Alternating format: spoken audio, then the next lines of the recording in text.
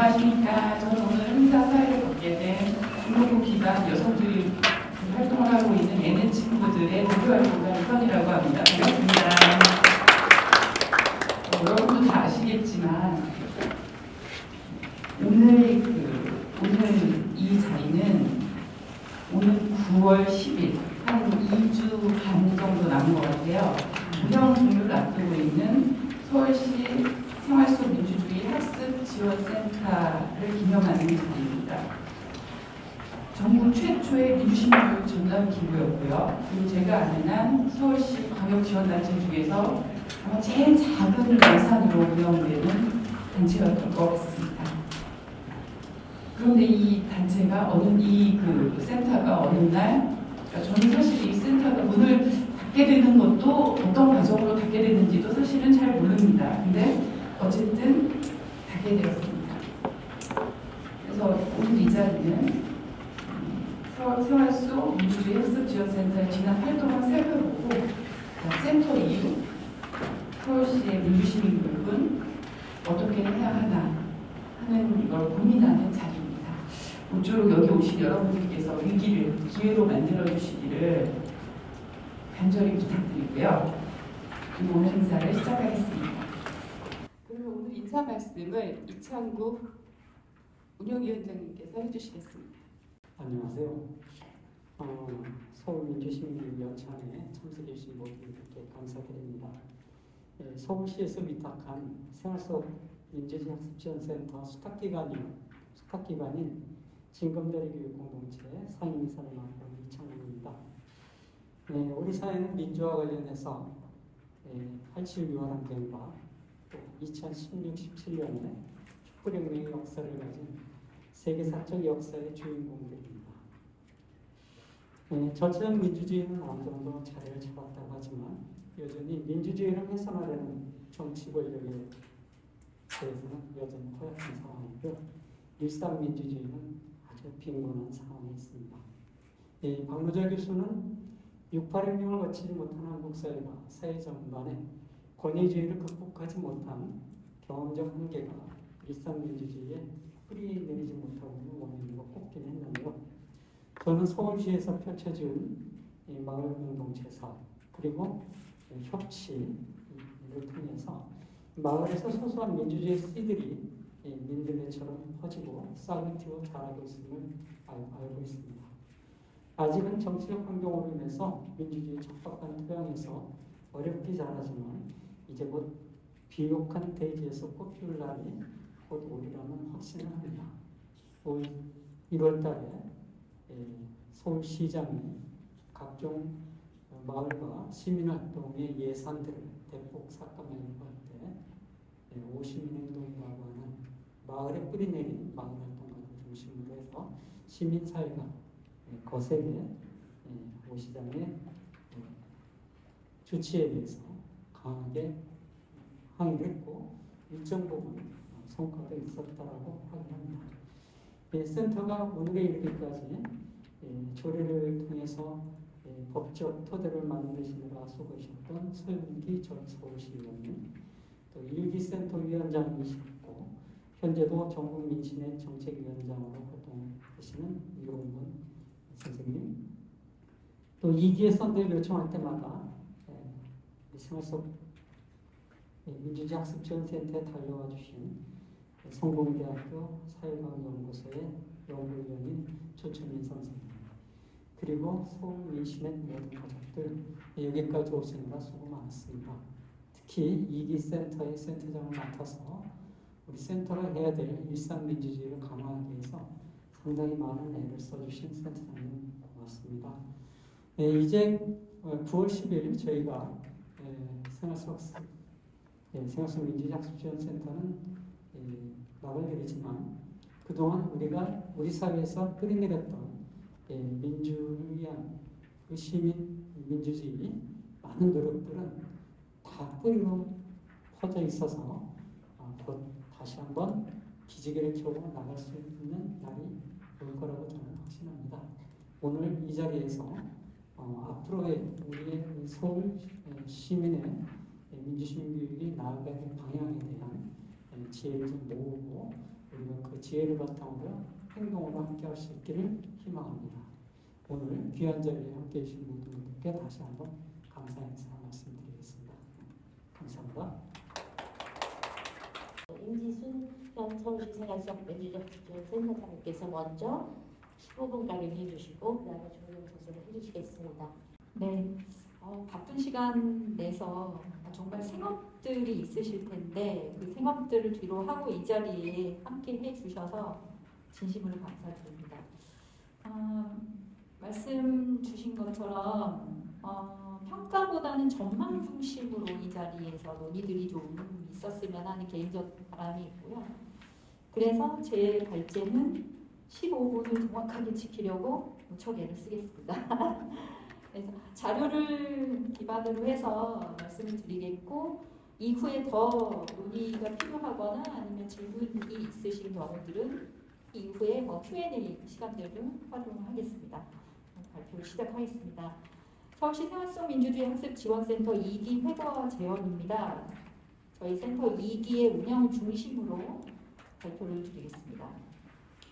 우선 7쪽입니다. 7쪽은 제가 이 내용을 이제 시작하기 위해서 관련된 자료들을 좀 찾아봤는데 역시나 어떤 학문을 연구를 하시든 간에 상관없이 이 민주주의라고 하는 정치 체제를 유지하고 발전시키기 위해서는 시민들이 함께 모여서 학습하는 이 시민교육이라고 하는 것이 상당히 요구가 된다, 필요하다 이런 말씀들을 많이 하시더라고요. 그 내용들을 제가 앞에 좀 적었습니다. 8쪽입니다. 그래서 우리나라에서는 이게 아직 법제화가 이루어지지는 않았지만 여러 번의 다양한 시도들을 존재했습니다. 이걸 서울시가 2014년에 조례라는 형태를 구체화시켰는데 이걸 제 옆에 앉아 계신 서영배 의원님이 발의를 하셨었죠. 예. 그래서 우리나라 최초로 민주시민교육 조례를 만들었는데요. 그 조례에 기반을 해서 2017년에 저희 센터가 개소를 하기에 이르렀습니다. 현재는 광역 13개 자치단체의 조례가 있고요. 47개의 기초자치단체의 조례가 있습니다. 서울은 올해 4월 기준으로 해서 10개 자치단체의 기초자치단체의 조례가 있습니다. 기존에 서울시가 해왔던 이런 활동들이 이제 전국적으로 확산이 되고 있는 그런 모양새였었는데 저희가 이제 올해 선거를 기점으로 해서 이제 상황과 분위기가 급 반전돼서 저희 센터가 오늘 9월 10일 위탁 기간이 만료하면서 운영이 종료가 되는 상황이 됐습니다. 21세기는 다들 아시겠지만 분권과 자치가 강화되는 시기입니다. 그래서 이거는 정권이 어느 정권이 들어서든 상관없이 아마 이 시민교육이라고 하는 건 글쎄요, 자치장 차원에서 적극적으로 지원을 해야 되는 그런 사업이 아닐까 하는 생각이 들고요. 그래서 저희가 그동안 해왔던 이런 사업들이 그냥 증발이 되거나 아니면 사장이 되지 않도록 하게 하기 위해서 저희 센터에서 주최하는 이제 마지막 행사에 제가 발제를 맡게 됐습니다. 10쪽입니다. 저희 센터 2기는 2019년부터 시작이 됐는데요.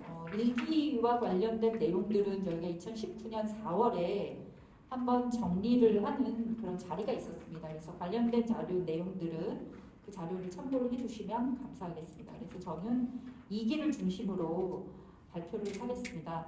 저희 2기에 들어와서 저희가 비전이나 미션, 전략 목표 등을 좀 1기와는 조금 다르게 이제 정정을 좀 했는데요. 그 이유는 이미 민주시민교육, 특히 시민교육이라고 하는 게 서울 지역에서는 지난 시장님 시절에 다양한 영역에서 이루어지고 있습니다. 지금 현재도 그렇고요.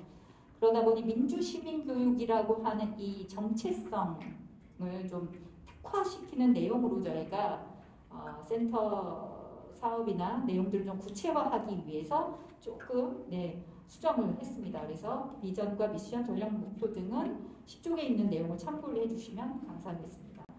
그리고 또 한 가지는 저희도 중장기 계획을 가지고 사업을 추진해 보고 싶었습니다. 다들 아시겠지만 그래야 사업의 이 일정한 연속성과 이후에 이제 체계성 이런 것들을 가질 수 있다는 판단으로 중장기 계획을 가지고 계획을 세우고 싶었지만 이제 뒤에 제가 한계라는 부분에서 말씀을 드리겠지만 이 민간위탁 제도에서 이 스탑 기간이 정해져 있는 이런 상황에서 중장기 계획을 세운다는 게 현실적으로는 불가능합니다. 특히나 센터장 같은 경우에는 임기도 정해져 있고요. 이런 상황에서 이런 작은 민간위탁 기관에서 중장기 계획을 세운다? 이 참 어려운 일들이더라고요. 그래서 저희는 우선은 비전과 미션에 맞춰서 사업들을 구분해냈고 그 구분해낸 사업 내에서의 연속성을 이제 연도별로 심화 발전시키는 방향으로 그렇게 추진해 왔습니다. 11쪽입니다. 저희가 일기 사업과 조금 차별화된 사업들을 수행했었는데 그 이유에 대해서 이제 설명을 드리는 내용들인데요. 우선 외부 환경이 좀 바뀌었습니다. 코로나19라는 것과 그리고 서울의 핵심 리더십의 변화라는 게 있었습니다.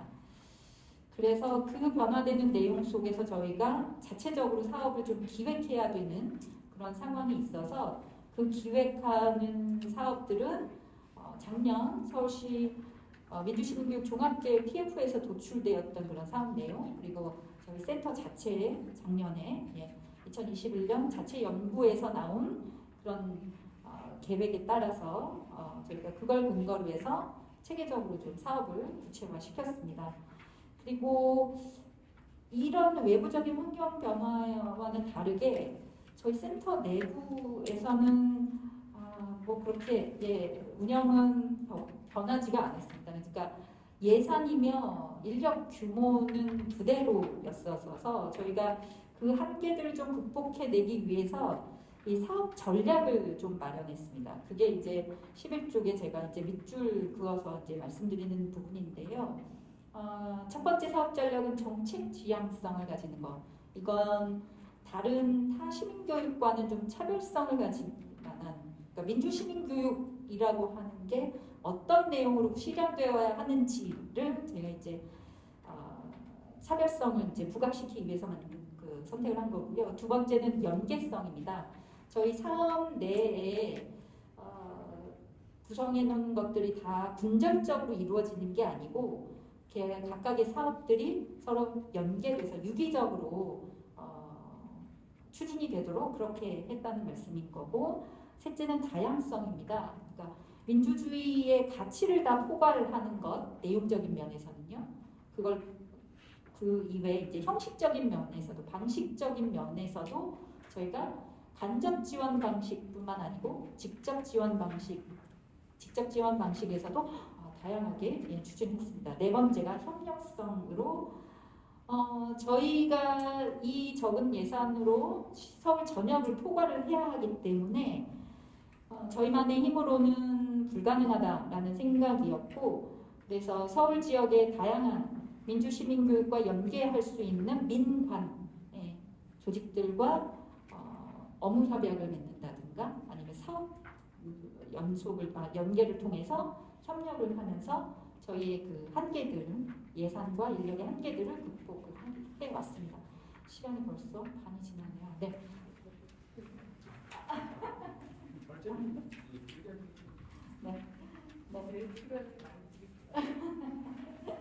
네. 그래서 아까도 잠깐 이제 말씀을 드렸지만 제가 이 발제를 직접 하겠다라고 말씀드린 건 민주시민교육이라고 하는 게 특성적으로 정형화되어 있는 커리큘럼을 만들기가 쉽지가 않습니다. 거기에 이제 교재까지 만든다는 건 상당히 어렵습니다. 이걸 이제 보편적으로 일반화시키기가 어려워서 그렇다는 생각이 듭니다. 저는. 그래서 그동안 저희가 해왔던 내용들을 좀 정리하고 자료화할 필요가 있겠다라는 생각. 그래서 이후에 서울시가 아니면은 서울 지역의 민주시민교육을 추진하는 단체들이 뭔가를 해보려고 하실 때 저희가 해왔던 내용들을 좀 참고를 하시면 낫지 않겠나 하는 생각으로 저희가 이 발표를 하고 있는데요. 그래서 2019년부터 해왔던 사업들을 좀 방대할 것 같지만 네, 세부적으로 아주 자세하게 기록을 했습니다. 총 13쪽부터 해서 제가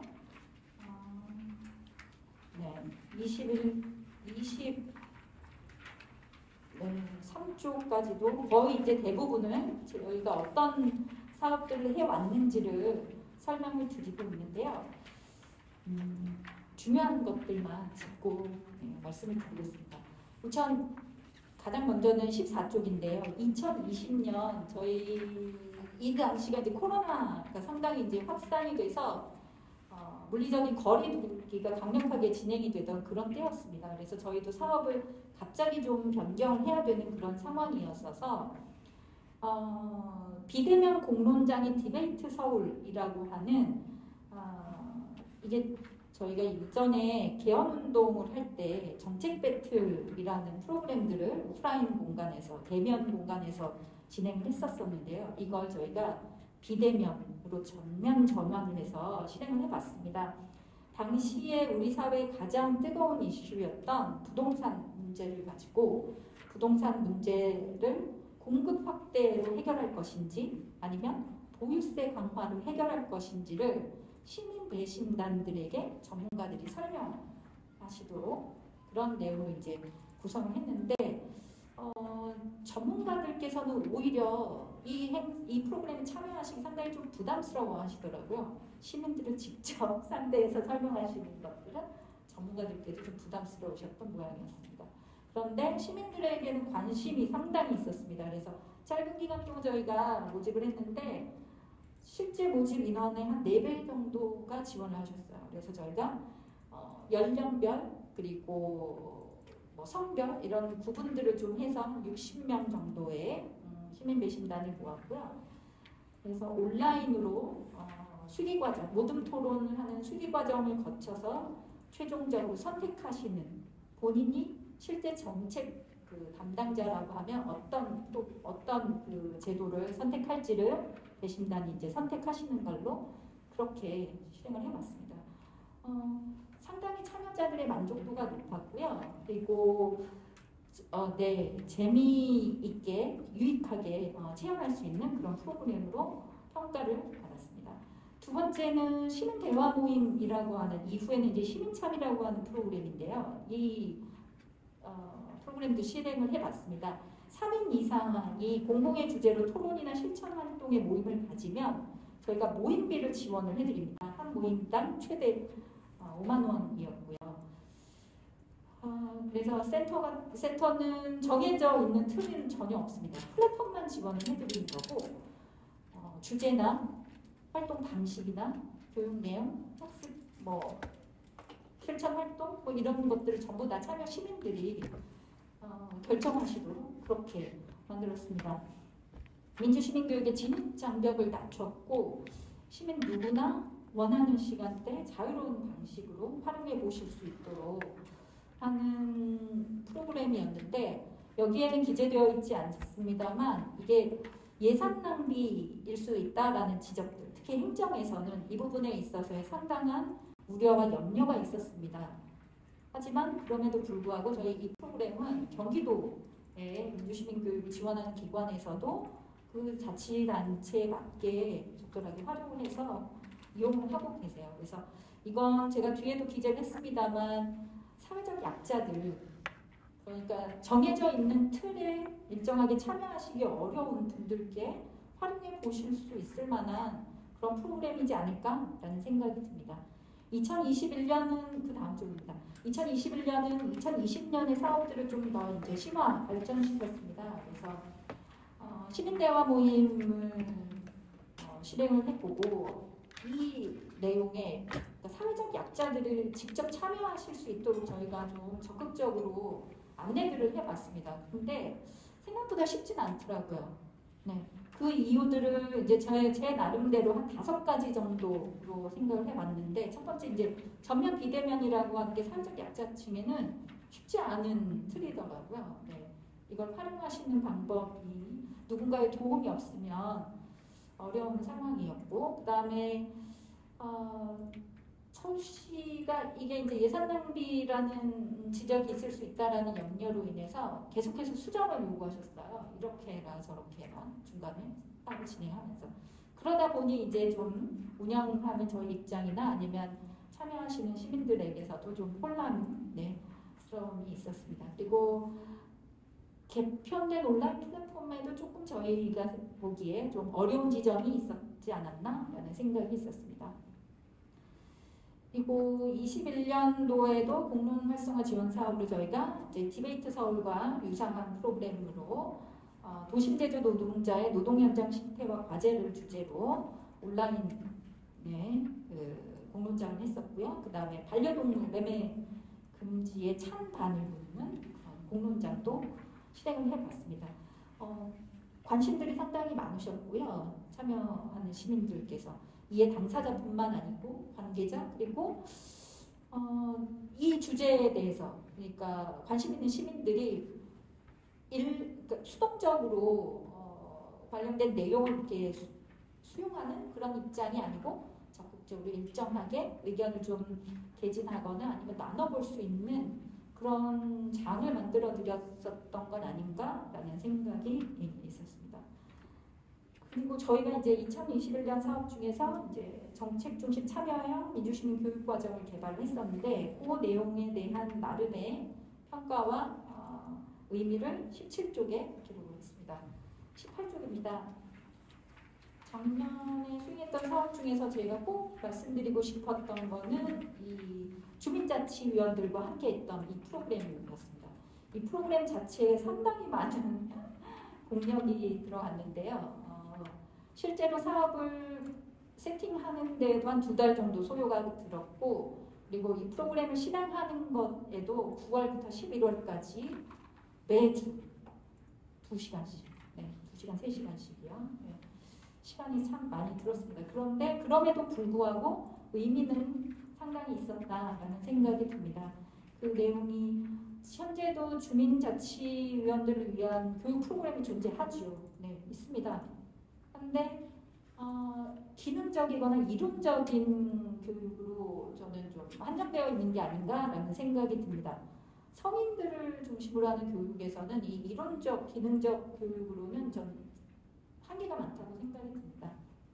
체험적이어야 되고 실습 중심이어야지 그리고 이 시간들을 조금 길게 연속적으로 이루어져야 교육의 효과를 저희가 기대해 볼 수 있지 않을까라는 생각이 듭니다. 그래서 제가 19쪽, 20쪽에 걸쳐서 저희가 이제 어떤 내용으로 이 강의들을, 이 프로그램들을 운영해 왔는지를 이제 기술했습니다. 저희는 이 연구자랑 같이 여기에 참여를 했는데요. 저희가 풀로 세팅을 해드린 건 없습니다. 단지 과제만 드렸을 뿐이에요. 그 과제도 어떤 내용으로 주민자치위원들께서 주민들의 의견을 수렴할지를 결정해 보세요 라는 정도이고요. 그래서 여기에 참여하셨던 주민자치위원들께서는 본인들이 체험 프로그램에 참여하고 있다라는 생각보다는 주민들의 의견을 수렴해서 주민자치위원으로서 좀 더 내공 있는 그런 활동을 해보고자 한다라는 그런 의지를 가지고 저희 이제 프로그램 같이 참여를 해주셨었는데 그 속에서의 주민자치위원들의 변화 이런 것들은 제 개인적으로는 확인을 할 수 있었습니다. 네. 그래서 22년도 올해 사업은 작년에 수행했던 사업들을 좀 더 발전시키고자 했는데 올해 사업 중에 말씀드리고 싶은 건 2가지입니다. 자치구 연계하는 사업과 그 다음에 지표 개발입니다. 민주시민교육 지표 개발. 자치구 연계 사업은 올해 최초로 25개 자치구가 서울시와 광역과 같이 민주시민교육을 주제로 해서 담당자들이 만나서 간담회를 가졌다는 겁니다. 전 나름의 큰 의미가 있다라는 생각이 들고요. 민주시민교육을 담당하는 담당자들, 행정 쪽 담당자들도 본인들이 뭘 해야 할지 잘 모르거든요. 인식이 없기 때문에 인지를 하지 않는 상태에서 그 업무를 수행을 하다 보니 상당히 부담스러워하고 수동적이고 소극적으로 임할 수밖에 없습니다.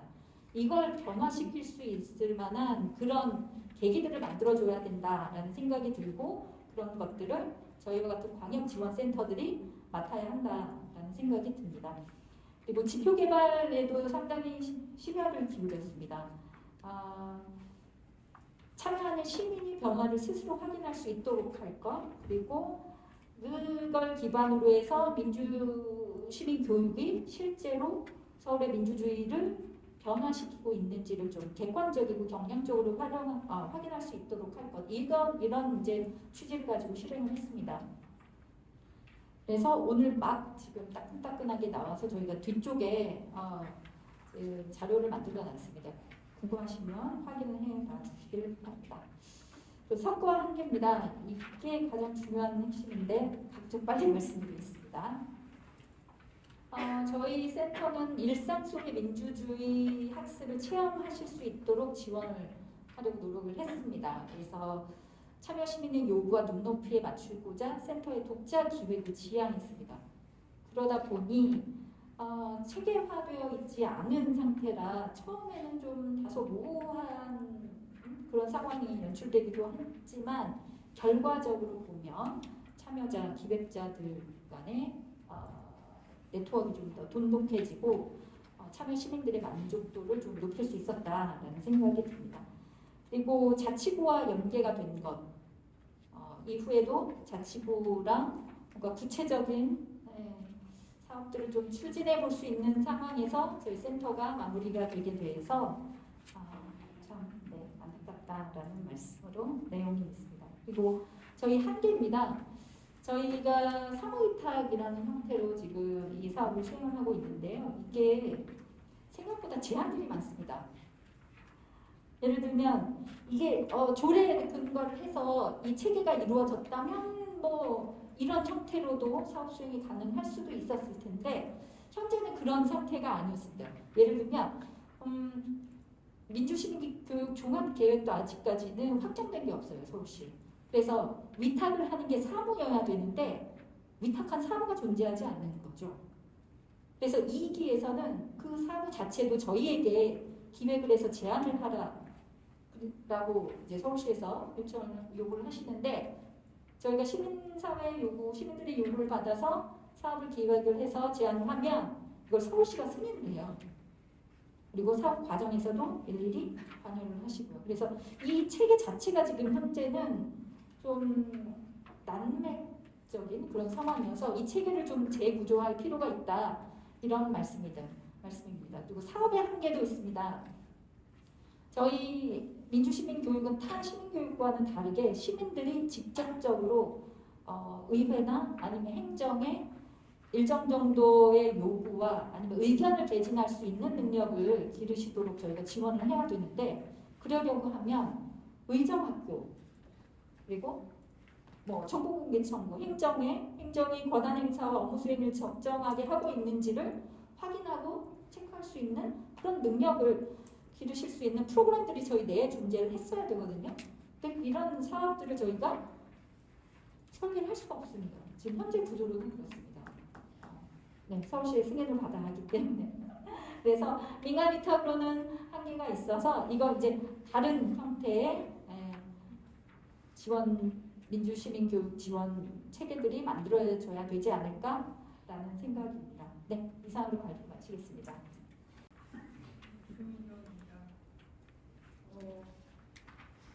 이거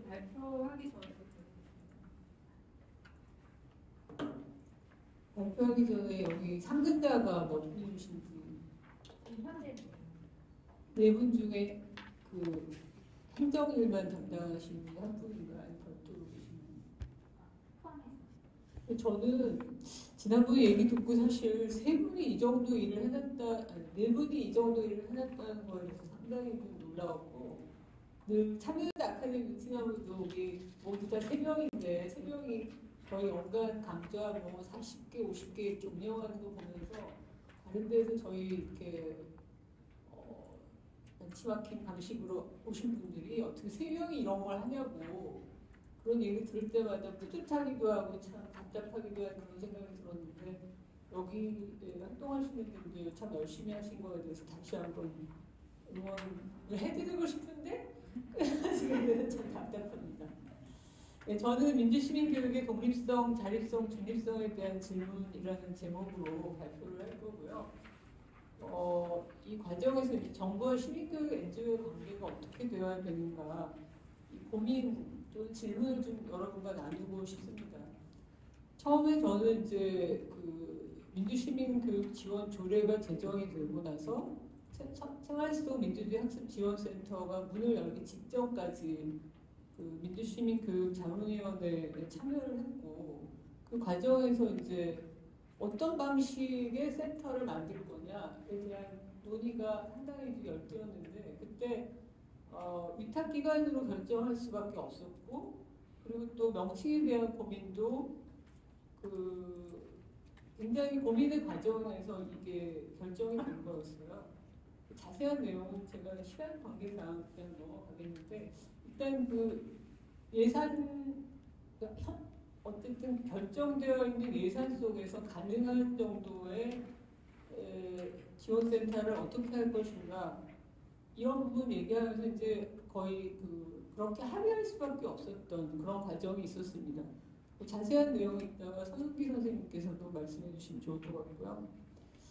저는 이제 독립성, 자립성, 중립성 이 부분에 대한 개념을 우리가 좀 분명하게 이해할 필요가 있겠다는 생각이 드는데 저희가 이거를 고민하는 데 있어서 외국의 사례를 좀 참고를 하자면 저도 스웨덴 시민교육단체를 직접 방문해서 취재한 적이 있고 독일도 마찬가지인데 그때 제가 제일 관심을 가졌던 거는 시민교육 시스템이었어요. 시민교육 보조금에 대한 규정이 있는데 이게 기본적으로 그 나라에서는 민주주의 강화와 발전에 기여한 활동을 지원하는 것이 사회 발전이 얼마나 중요한가에 대한 공감대가 굉장히 탄탄하게 있었다.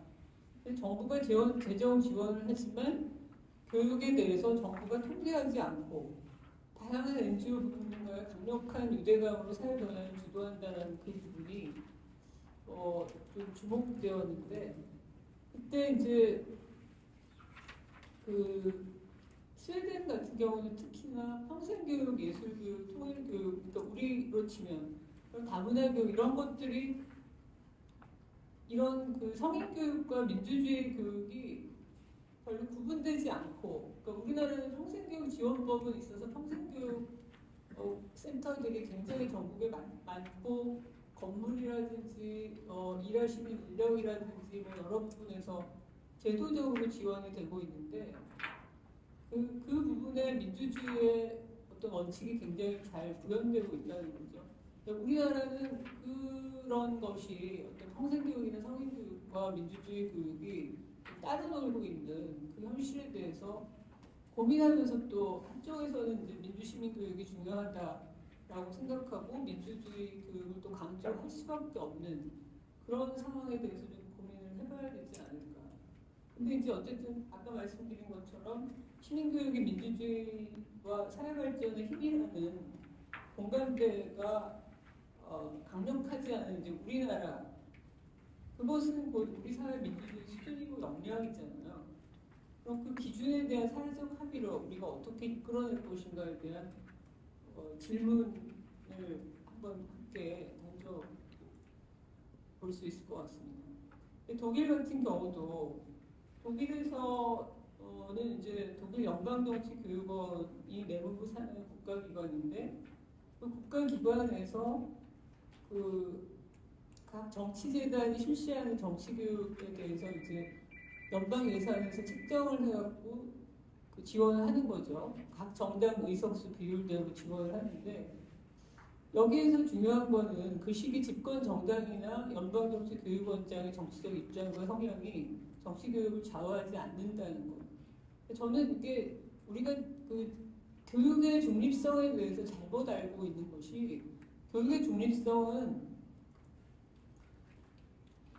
정부가 지켜내야 되는 거라고 생각해요. 그러니까 우리가 지금 그 서울 생활시설 민주주의 학습 지원센터가 이번에 문을 닫게 되는 것도 어쨌든 그 지자체 단체장이 자신의 정치적 중립성을 완전히 이제 무너뜨리고 자신의 정치 성향대로 지금 저는 밀고 나가는 거라고 생각하거든요. 그런 부분에 대해서 어쨌든 그러한 정치적 중립성을 요구해야 되는 것이고, 교육 내용에 대해서 뭐 정치적 중립성을 그동안 우리가 이렇게 좀 강요받아왔다고 표현해야 될까? 하여튼 그런 거는 우리가 좀 제대로 파악해야 된다. 어떤 분은 그런 얘기 하시더라고요. 교육의 정치적 중립성에 대한 어떤 번역 과정에 문제가 있었다라는 얘기도 하시던데, 그 얘기는 또 다른 기회가 있을 것 같습니다. 그래서 하여튼 저는 지원 체계에서 정치적 중립성은 정치 권력이 지켜야 하는 거다라는 생각이 들고, 그래서 우리도 정부에게 이것을 요구해야 되는 것이 아닐까. 그러기 위해서는 정부와 시민사회의 상호 신뢰가 필요한데 이것을 어떻게 해결해야 가야 될까?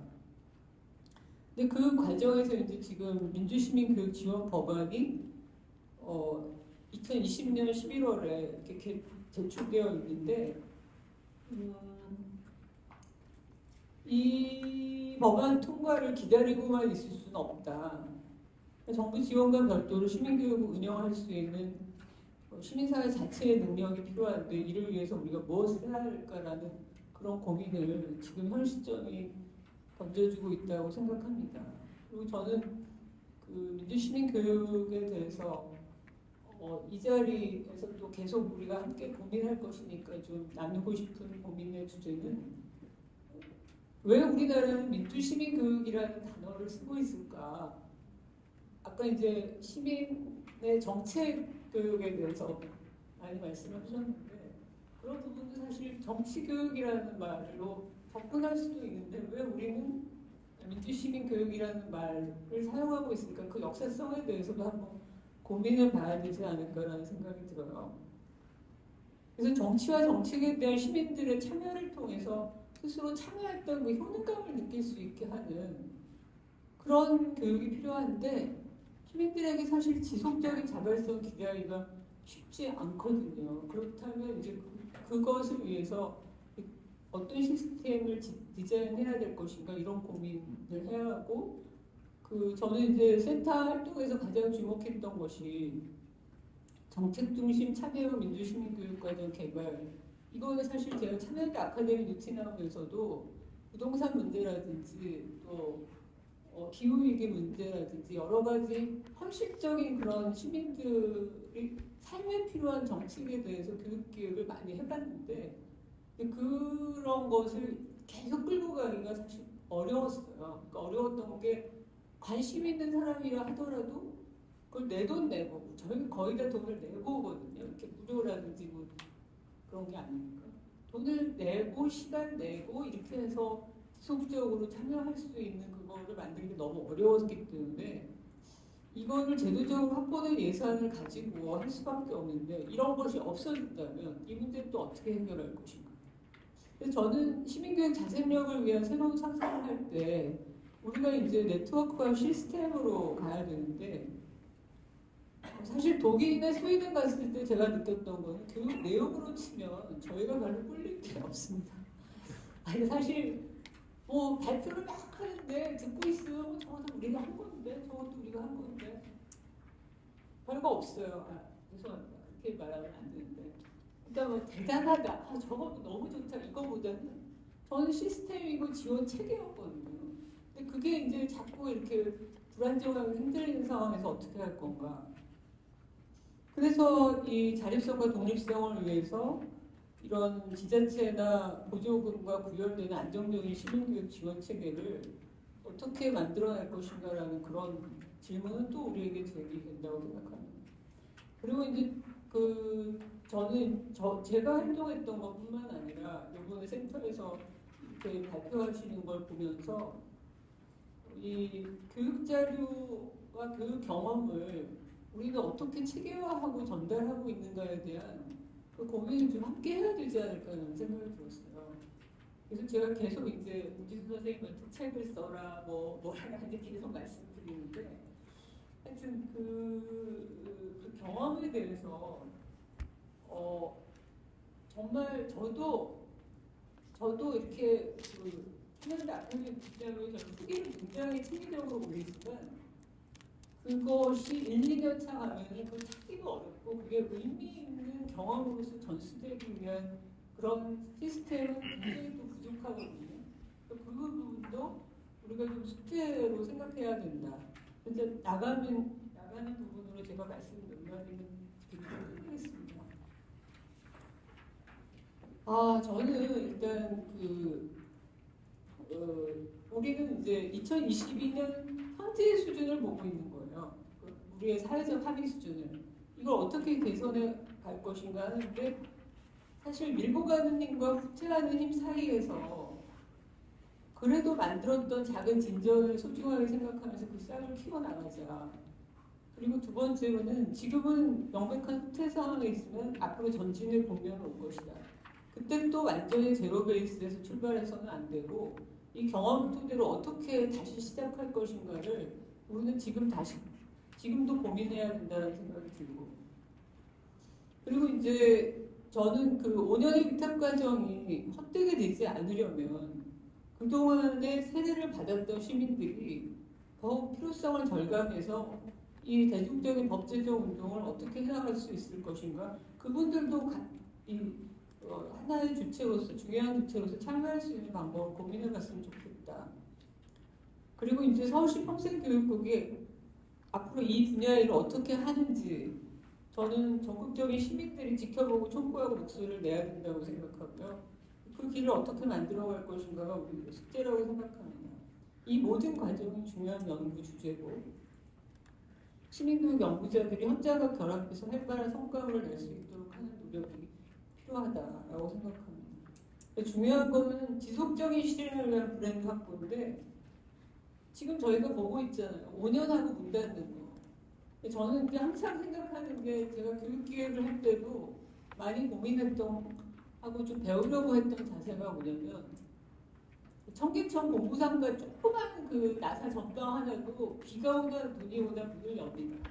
손님이 오든 안 오든 문을 엽니다. 근데 우리는 뭐 10명밖에 안 왔어. 15명 왔어. 이번에 특히 저희 참여연대 아카데미는 수강비로 운영하기 때문에 진짜 뭐 이번에 10만 원, 20만 원 너무 중요하거든요. 10만 원, 20만 원 적자가 났다 아니다 굉장히 고민하고 그러는데 이게 비가 오나 눈이 오나 문을 열 수 있는 이 시스템을 좀 어떻게 마련할 건가. 그리고 한 사람 스스로도 저는 한 번 시작하면 끝장을 본다는 태도로 시작해야 된다고 생각해요. 그래서 이를 위해 시민교육단체는 자체적으로 독립적인 노력을 해야 하고 공적재단은 이를 안정적으로 지원하기 위한 시스템을 마련해야 되며 정부는 민주주의과 국가 발전에 힘이라는 예식을 적극적인 지원을 해야 한다. 그리하여 정부와 시민교육 NGO는 이를 위한 협력 파트너의 관계를 발전시켜 가야 한다. 문을 닫는 마당에 이 얘기가 무슨 소용이냐라고 할 수 있겠지만 저는 이 관점을 함께하는 교육활동가들이나 아니면 함께 공부했던 시민들이 강력하게 갖는 것이 매우 중요하다고 생각하고요. 그런 계기가 이 자리가 되었으면 좋겠습니다. 제가 눈치 없게 글을 많이 썼는데요. 짧게 하도록 하겠습니다. 예. 어쨌든 뭐 서울센터가 미친 영향은 굉장히 큽니다. 한국 사회에서 민주시민교육을 어쨌든 전환시켰던 그러니까 중앙의 법제 중심의 운동을 지역 중심의 시민 중심의 어쨌든 민주시민교육으로 전환시켰던 계기가 결국 서울 민주시민 어쨌든 조례 개정으로부터 시작했던 과정이었고 서울의 과정이 전국 민주시민교육의 표준이 되었고 전국으로 확산됐던 계기가 됐다는 측면에서 엄청난 의미가 있었다고 저는 생각이 됩니다. 그래서 일기를 평가하고 나서 나왔던 몇 가지 제안들이 서울시 민주시민교육 좀 더 잘하기 위해서는 첫 번째는 민주시민교육 조례가 개정돼야 된다. 그리고 사무위탁으로 되어 있는 구조를 바꿔야 된다. 또 자문위원으로 되어 있는 민주시민교육 자문위원들을 어쨌든 그 팀 의결 기구로서의 거버넌스 강한 기구로 바꿔야 된다. 또 종합계획들이 책임 수립돼야 된다. 이런 사실은 과제들이 도출이 되었고 그래서 이제 2기 출범 당시에 이제 그런 과제를 하려고 했던데 그 과제 변화가 생겼습니다. 그런 변화 과제들이 사실 평생교육과가 이걸 주도하고 있었는데 평생교육과는 이런 민주시민교육이 이렇게 이런 구조로 있는 것에 대해서 마땅치 않아 했죠. 그래서 그거를 위탁을 폐지하고 직영을 하기로 내부 방침을 받았던 과정이었는데 제가 그 당시 위원장이기 때문에 그걸 알고 어떤 서울시를 항의하고 또 시장님을 만나고 하는 과정에서 이제 그게 다시 직영에서 민간임착으로 이렇게 다시 전환이 된 거거든요. 그러면서 그게 평생교육과 산하에 있던 민주시민교육이 서울민주주의위원회 산하로 이렇게 가게 된 겁니다.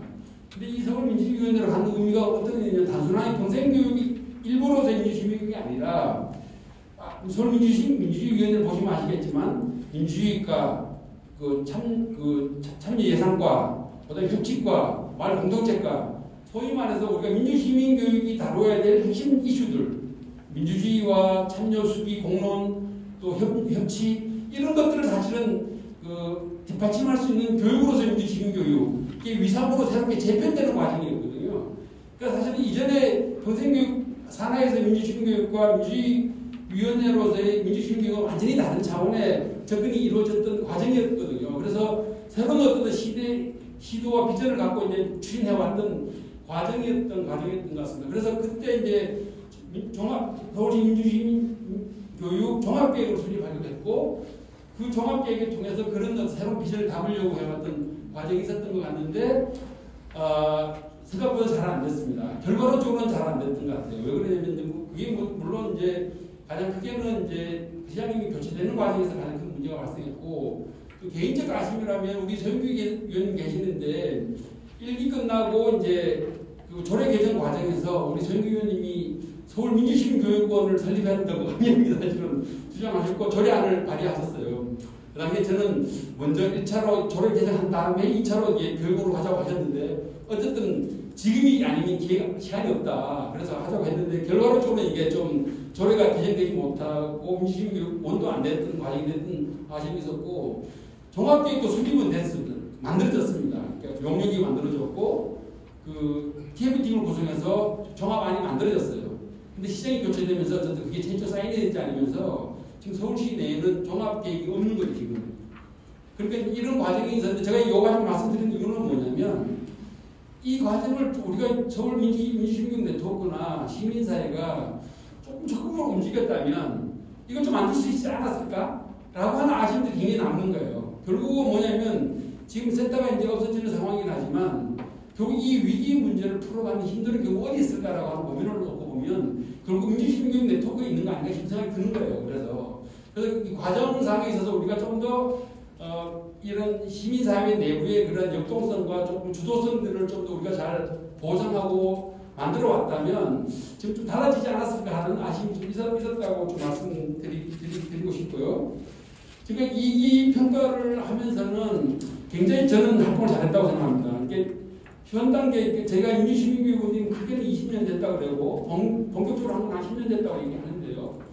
실제로 민주시민교육원의 정체성이 사실 잘 확보가 되지 않았었습니다. 여전히 지난 20년 가까이 민주시민교육운동은 민주시민교육만 하는 거죠. 교육 프로그램만 해온 거거든요. 그런데 계속 그에 대한 비판적 논의들이 많이 있었습니다. 그런데 이제 결국 민주시민교육 적성에 관한 것이었는데 그게 이제 뭐냐면 민주센터님 적어놓은 정책 중심의 민주시민교육 또 다시 말하면 또 실천 중심의 민주시민교육 이 방향성을 저는 분명히 제시했다는 것이 이기센터의 가장 큰 성과라고 생각합니다. 그는 이전 전국에서 제가 전국 정책위원장이다 보니까 전국 상황을 보면 여전히 교육 중심입니다. 목적이 교육이에요. 근데 사실은 교육 자체가 목적은 아니거든요. 실천을 위한 것이었는데 그런 정체성과 사례를 저는 이기센터가 만들었다는 데서 굉장히 큰 저는 성과라고 생각을 들고 서울이 이기센터에 있는 성과들이 전국에 공유되는 것이 매우 중요하다. 그렇게 되면 어떤 민주시민교육의 새로운 어떤 진로와 방향을 만들어가는데 큰 힘이 되지 않을까라는 생각으로 좀 말씀드리고 정리하고 마지막으로 이제 왜냐하면 중요한 거는 아까 임주센터님이 전망 중심으로 말씀을 한다고 했었으니까 마지막 50페이지로 넘어가도록 하겠습니다. 그래서 제가 이제 4가지 정도를 제안한 건데요. 어쨌든 서울 센터 폐지를 우리가 어떻게 볼 거냐와 관련해서 항상 우리는 위기가 기회라고 얘기하니까요. 저는 왜 기회라고 보냐면 사실 지난 12년 동안 시민사회는 어쨌든 정부나 지자체의 지원에 의해서 유지된 건 사실입니다. 그 과정에서 저는 초기에는 대중화가 됐다는 성과는 분명히 있다. 그런데 이 과정에서 시민사회의 역동성은 죽었다. 그러다 보니까 예를 들면 이런 폐쇄 상황이 오더라도 시민사회인들 해결할 능력들을 갖고 있을지에 대한 의문점이 있는 게 사실이다. 그래서 저는 오히려 이것이 이런 위기가 시민사회의 역동성과 또 단합력을 새롭게 만들어가는 가정으로 볼 수 있다라고 측면에서 첫 번째 조금 말씀드리고, 그래서 우리가 예산이 없더라도 지원이 안 되더라도 우리는 충분히 활동할 수 있다라고 하는 것을 보여줘야 될 시점입니다. 왜 그러냐면 지원하지 않는다고 이 운동을 안 한다고 하는 것은 시민사회의 본질적인 역할을 저는 왜곡한 거라고 생각하거든요. 그러기 때문에 지원이 없다 하더라도 우리는 이런 운동을 할 수 있어야 된다고 저는 개인적으로 생각합니다. 두 번째는 서울시 아까 말씀드렸던 서울시가 사실 서울시 민주시민교육이 전국의 민주시민교육 운동입니다.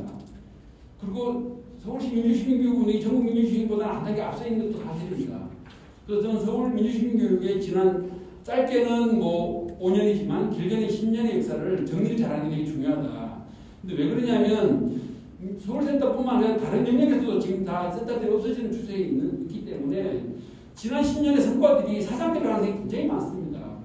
그래서 우리가 이후 운동을 위해서라도 이것을 백서와 아까 우리 중현님 말씀해 주셨는데 백서를 만든다거나 기록화를 한다거나 이런 것들을 저는 매우 중요하다고 일단 두 번째 말씀드리고요. 세 번째 제가 말씀드리는 것은 자립적이고 독자적인 민주시민교육 추진 기구를 만들자는 제안입니다. 저는 그래서 이게 가칭으로 민주시민교육 재단을 만들자라고 제안하는데요. 저는 우리가 지난 10년 동안 해왔던 성과가 뭐냐, 그 힘이 어디 있냐라고 평가한다면 지금 상황에서는 이런 기구를 만든 거라고 저는 생각합니다. 물론 개별 단체들이 열심히 민주시민교육 운동을 열심히 해야 되겠지만 이런 위기를 돌파할 수 있는 힘들을 우리는 모아내야 된다고 생각하거든요. 만약 우리가 이런 걸조차 못 만든다면 지난 10년 동안 우리 성과라고 하는 것이 뭐로 평가될지를 저는 잘 모르겠어요. 물론 기록으로 평가될 수도 있겠지만 객관적으로 드러나는 평가는 없는 겁니다. 그래서 저는 여기 또 우리 서울 관계도 서울민신에 또 활동 여러 사람들이 힘을 모아서 전국 단위에 저는 이런 민주시민교육 재단과 같은 걸 만들어서 우리 힘으로 만들어보자 라는 저는 제안을 할 수 있어야 되고, 그 힘들을 저는 서울 추동력을 서울시 네트워크가 만들어줘야 된다고 저는 생각합니다. 그리고 저는 이것이 가능하다고 보는 것은 최근에 이제 정부 지원이 아닌 민간 지원 체계가 굉장히 많아졌습니다. 뭐 예를 들면 브라인 임팩트 같은 경우는 1년에 임팩트가 큰 데는 10억씩 지원하고 있습니다. 그 문제는 뭐냐면 우리의 활동이 진짜 임팩트 있는 것이냐의 문제이죠. 사회 성과가 있는 거냐의 문제라고 봅니다. 저는 충분히 민주시민이 그런 가능성을 갖고 있다고 생각하거든요. 서울 이기센터가 해왔던 역할 방식으로 한다고 하면 충분히 사회에 임팩트 줄 수 있는 이 사업의 영역이다. 그런 면에서 보면 우리가 이런 민주시민교육 재단을 우리 부로 만들고 우리가 이런 민간 자원을 끌어들여서 정부 지원보다 더 잘하는 어떤 모습을 보여주는 게 매우 필요하다라는 말씀을 드리고, 마지막으로 이제 하고 싶은 것은 저는 본질적으로 민주시민교육의 목표라고 하는 것은 민주시민의 자질과 역량을 높이는 것이고, 그 높아진 힘들이 정부와 지자를 바꾸는 거라고 생각한다고 하면 저는 예를 들면 그렇게 했습니다. 박원순 시대의 서울시민과 오세훈 시대의 시장시대의 시민은 다르다고 생각합니다. 참여가 이루어졌던 시민들과 참여를 봉쇄되는 이런 구조는 완전히 다른 거거든요. 그럼 그걸 어떻게 평가합니까? 실적으로 평가하나요? 저는 결국 민주시민의 자질과 역량이 높아졌냐 안 했냐를 평가하는 거라고 생각해요. 그래서 저는 계속 민주시민 주장하는 게 뭐냐면 민주시민 그 역량 지표 조사를 하자라고 제안하는 거거든요. 그래서 예를 들면 조사를 해보면 예를 들면 주민 참여를 활성화시키는 것, 민주시민교육 활성화 이루어진 것은 시민의 지표가 90점이라고 그러면 그렇지 않은 행정 독자적으로 하는 데 같은 경우는 80점이 나오면 비교되는 거 아닙니까? 그 비교를 통해서 예를 들면 자기 행정부가 예를 들면 이게 시민 참여가 중요하다 라고 하는 어떤 정책적 수익이 돼야 되는 거거든요. 그래서 저는 전국 단위의 이런 민주시민 역량 지표 조사를 해서 지금까지 해왔던 시민 참여, 민주시민 교육의 성과들이 검증될 수 있어야 된다고 생각해서 이런 운동을 어쨌든 전국 단위로 해보자라는 생각이고, 그런 것들을 저는 오늘 오셨던 분들이 서울을 중심으로 전국에 제안해서 공동사업을 해보면 어쨌든 우리의 어쨌든 민주시민 교육이 어쨌든 더 발전할 수 있는 또 새롭게 조정을 인정받을 수 있는 계기가 되지 않을까 말씀드리도록 하겠습니다.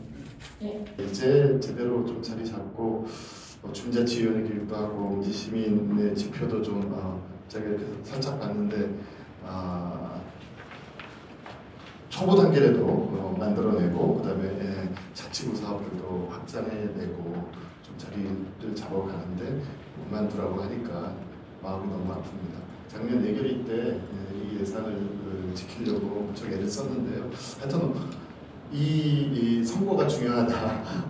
선거 때까지 움직일 수 있도록 그리고 우리 민주시민교육의 적극적인 시장이 당선이 된다면 이건 계속 갈 수 있다 이렇게 희망을 가지고 열심히 뛰었는데 죄송하다는 말씀을 먼저 드립니다. 그런데요 걱정하지 마세요. 잘 될 겁니다.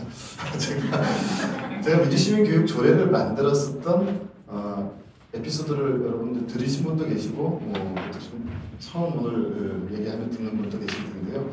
제가 26살, 7살 때 아마도 콘라드 아데나워 재단 그 국제 민주시민 교육 프로그램으로 제가 속한 단체가 그 민주시민 교육을 했어요. 뭐 이런 게 다 있지? 야 이거 굉장히 좋은 프로그램이다. 그런데 이게 어떻게 시작이 된 건지 그 앞에 이렇게 쭉 살펴봤어요.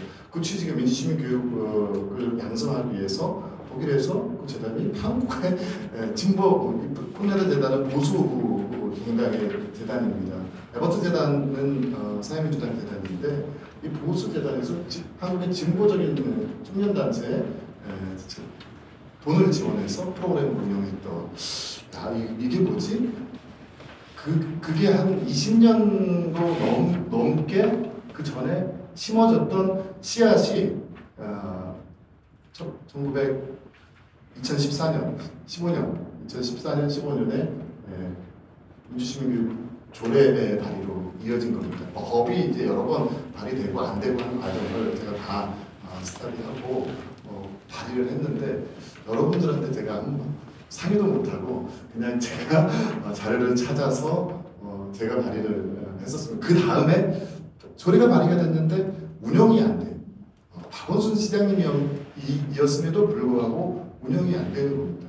그래서 그 예산을 편성시키기 위해서 시의회에 나가서 촉구를 했습니다. 박 시장님 이게 조례도 만들었는데 왜 발의를 하지 않습니까? 그리고 시민사회 관계자들과 협의를 하기 시작했었습니다. 그래서 민주시민교육조례가 첫 예산, 불과 얼마 안 되는 예산 가지고 종합계획 수립, 그 다음 연도에 본 예산을 가지고 센터 운영 예산을 고작 한 5억 정도, 5억 정도 이렇게 잡았습니다. 그러니까는 인건비하고 사업비 몇 개 정도밖에 되지 않죠. 여러분 평생교육하고 자꾸 비교를 하는데요. 평생교육은 맨 처음에 평생교육법 민주시민교육이라고 적어놨다가 이제 시민교육이라고 바꿔놨습니다. 그래서 사실은 포괄적인 거예요. 그 민주시민교육의 정치교육 체제뿐만 아니라 모든 교육을 다 포함했습니다. 그리고 평생교육 분야의 민주시민교육 분야는 아주 매우 적은 부분, 제가 평생교육 박사과정 수료한 전공자예요. 그래서 그 내용들에 대해서 그리고 민주시민교육이라고 평생교육 분야에서 불리고 있는 부분에 연구자들이 몇 명밖에 안 되는 분야예요. 그런데도 자기 그 이름 때문에 본인들이 가지고 싶어하는 그런 뭐라고 그럴까요? 그런 게 좀 있습니다. 근데 왜 저쪽에서 하지? 막 이런 느낌. 그러니까 역사성이 좀 다릅니다. 물론 그 민주시민교육 한국 사회에 시민교육이 들어온 과정을 살펴보면 맥락은 다 이어져 있기는 합니다. 근데 그런 부분들을 우리가 서로 감안을 하면서 사실은 한국의 민주시민교육은 이렇게 이쪽에서 책임지고 운영하는 것이 맞다 이렇게 먼저 생각을 합니다. 우리 서울시 민주시민교육에 대한 간단한 평가를 보면요, 서울시 공무원들이 자신들의 사업하고 생각하지 않아요. 정치교육 왜 우리가 하지? 이렇게 생각합니다. 그래서 이거 못하겠어. 그래서 사실은 위탁을 준 겁니다.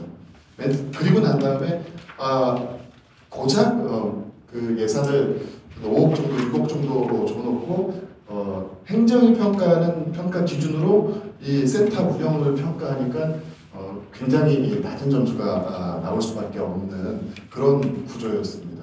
민주시민교육의 성격을 잘 모르니까 그런 평가가 나올 수밖에 없었고요. 그러니까 그것을 연구 삼아서 평생교육진흥원으로 넘기려고 자체 사무 평생교육진흥원으로 넘기려고 그렇게 저도 모르게 뒤에서 이렇게 국장 과장들이 다 보고해서 시장님이 방침까지 받아놓은 거를 다시 뒤집은 겁니다.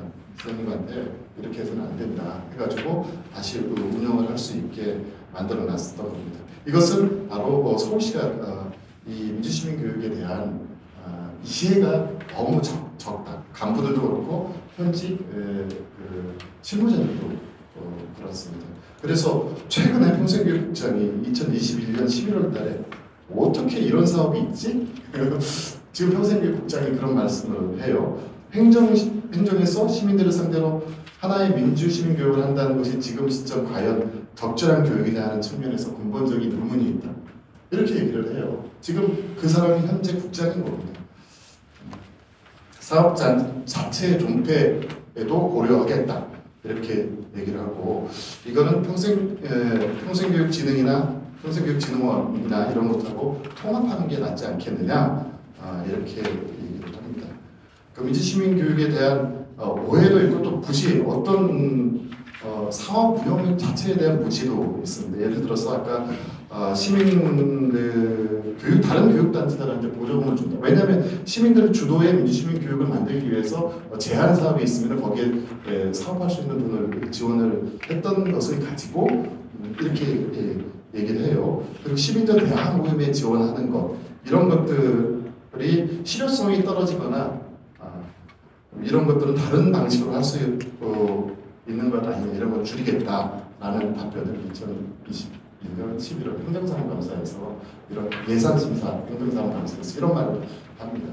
그러니까 우리가 공무원들을 설득하거나 공무원들이 민주시민교육을 제대로 알도록 하는데 실패한 것 그분들은 모를 수가 있어요. 그런데 저도 역시 여러 번 설명을 했는데 자꾸 자리가 바뀌니까는 그분들이 그런 입장을 견지하더라고요. 그런데 우리 시장님께서는 적극적으로 이 부분에 대해서 힘을 실어주시긴 하셨는데 현업에서 이런 부분에 대해서 잘 이해를 못해요. 빨리 성과가 나야 되고 그 성과가 자기 지표가 되니까 그리고 사람이 많이 교육을 해야지 연인원 머리 숫자로 성과 지표를 해요. 여러분들의 그 민주시민성이 얼마나 향상이 되어 있는지에 대해서 우리가 객관적 근거를 제시할 수가 없으니까 그냥 연인원 머릿수로만 교육 인원으로만 하니까 다른 싸게 여러 사람 모아가지고 한꺼번에 일제식 강의를 쫙 했던 데하고 비교할 수 없이 성과가 낮은 겁니다. 이런 부분들에 대해서 우리가 많이 고민을 했어야 됩니다. 이런 부분에 대해서 비판하지 않을 수 없어. 서울시 공무원들이 오시면 거기서 항상 제가 이런 말씀들을 드렸었습니다. 그리고 민주시민교육 1기, 2기를 전체적으로 봤을 때 1기는 진짜 전국적으로 민주시민교육을 퍼뜨리는데 정말 혁혁한 공을 세우셨습니다. 또 2기는 그 1기의 그 성과를 바탕으로 해서 고도화해냈습니다. 이제 조금 제대로 되는 것 같다. 이런 말씀 드렸잖아요. 그럼에도 불구하고 양적으로 너무 적어요. 그리고 각각의 다른 지역 단체, 예를 들어 마을 공동체라든지 뭐 여러 민주시민교육을 시행하고 있는 그런 단체들, 유관단체들과의 네트워킹, 정보교류 뭐 이런 것들이 저는 많이 부족했었다 이런 생각을 합니다. 그거는 전적으로 시의 책임 예산 부족, 조직의 부족. 그래서 그걸 일거에 해결할 수 있는 방법이 저는 민주시민교육원 설립이라고 봤습니다. 왜냐하면은 이 사회 같은 걸 교육원 재단 설립하고 재단 설립을 해야 돼. 그렇게 하려면 재단 설립하면은 거기에 다양한 주체들이 들어와서 자연스럽게 이 사회가 어떤 네트워킹의 구조가 되고요. 그리고 실무 인력들이 확 많이 들어오게 됩니다. 그래서 적어도 지금 예산의 10배 해서 20배까지 정도로 확대가 될 수 있는 통 큰 계획을 세워야 된다. 근데 그게 박원순 시장님 계셨을 때 초기에 강력하게 밀어붙여야 된다 이런 생각을 했었는데 이게 우리 제 힘이 부족했고 우리 힘이 부족했었다 이런 생각을 제가 드립니다. 그러나 제 이 민주시민교육이 결론적으로는 오세훈 시장 때문에 그만두는 거예요. 민주시민교육은 오세훈 시장도 필요하다고 생각할 거예요. 솔직히 말해서 오세훈 시장도 이건 필요하다고 생각을 할 테지만 여기에서 하는 사람들이 자기 편이 아니라고 생각할 겁니다. 굉장히 정치적이죠. 아까 정치적 중립 말씀을 하셨는데 그래서 관련한 몇 개 시민사회 단체들이 주도하고 있는 부분들에 대해서 예산을 줄이거나 완전히 삭감을 하거나 했었던 모습을 보였었고 의회에서 강력하게 반발하고 강력하게 문제 제기를 했었는데요. 이 부분에 대해서 오세훈 시장이 다 책임을 져야 될 것이다. 우리 사회 민주시민교육의 후퇴에 대해서는 명백한 오세훈 시장의 잘못이다. 이렇게 말씀드릴 수가 있습니다. 다만 이 위기에서 새로운 기회가 우리는 고민할 수 있겠다. 지금 민주시민 전국 네트워크 강화할 필요가 있고요. 재단 설립도 좋은 방법일 거라고 생각하고요. 민주시민교육법 제정운동에 더 적극적으로 국회 다수인 민주당을 흔들어 깨우고 감동시켜서 만들어야 할 거라고 생각하고요. 민주시민교육의 원칙, 주제, 분야 등을 좀 더 명확하게 해야 될 시점, 이럴 때 더 명확하게 저는 할 수 있다고 봅니다. 민주시민교육이라고 저는 확실하게 용어의 통일도 해야 된다고 생각하고요. 시민교육 이렇게 헷갈리면 안 된다고 생각합니다. 그리고 이 교육 분야를 넘어선 실천 분야까지 나아가는 것에 대해서 저도 정말 공감하고요. 특히 민주시민교육의 활동가뿐만 아니라 강사 교육을 좀 적극적으로 자격증까지 만들어내서 적극적으로 수행하면서 자치단체하고 네트워크를 좀 적극적으로 좀 했으면 좋겠다. 그리고 마지막으로 민주시민교육과 관련해서 가장 저는 중요한 교육이 여기도 이 책에 안에도 있는데 저는 정치교육의 1번이 내 주장을 얘기하는 게 아니라요. 내 주장을 얘기해가지고 설득시키고 이렇게 변화시키는 게 아니라 나는 남의 주장을 듣고 경청하고 그 입장을 공감할 수 있는 능력을 키워주는 게 저는 더 우선이라고 생각합니다. 그런 민주시민교육 분야에서 마지막으로 제안을 드리고 마치겠습니다. 네, 안녕하세요. 저는 사회고민중앙마을넷의 정책팀장 이은주라고 합니다. 처음에 제가 이 토론자로 섭외되었을 때 어떤 분들과 함께 이게 나란히 앉게 되는지는 사실 몰랐어요. 그랬는데 나중에 프로그램을 다 완성하셔서 저에게 전달해 주셨는데 어머나 이런 분들하고 제가 나란히 앉아서 무슨 토론을 할 수 있지? 뭐 이런 생각을 하면서 제가 왜 이 자리에 섭외가 됐을까를 곰곰이 좀 생각을 해보니 아까 앞에 말씀하신 분 이야기처럼 지원받은 시민이 나서야 한다는 이야기에 제가 지원받은 시민이었다는 생각이 들었어요. 그래서 지원받은 시민으로서 이 자리에 나와라 라고 이야기하신 거라고 이 자리에 앉아서 이렇게 그 뜻을 좀 이해하게 되었습니다.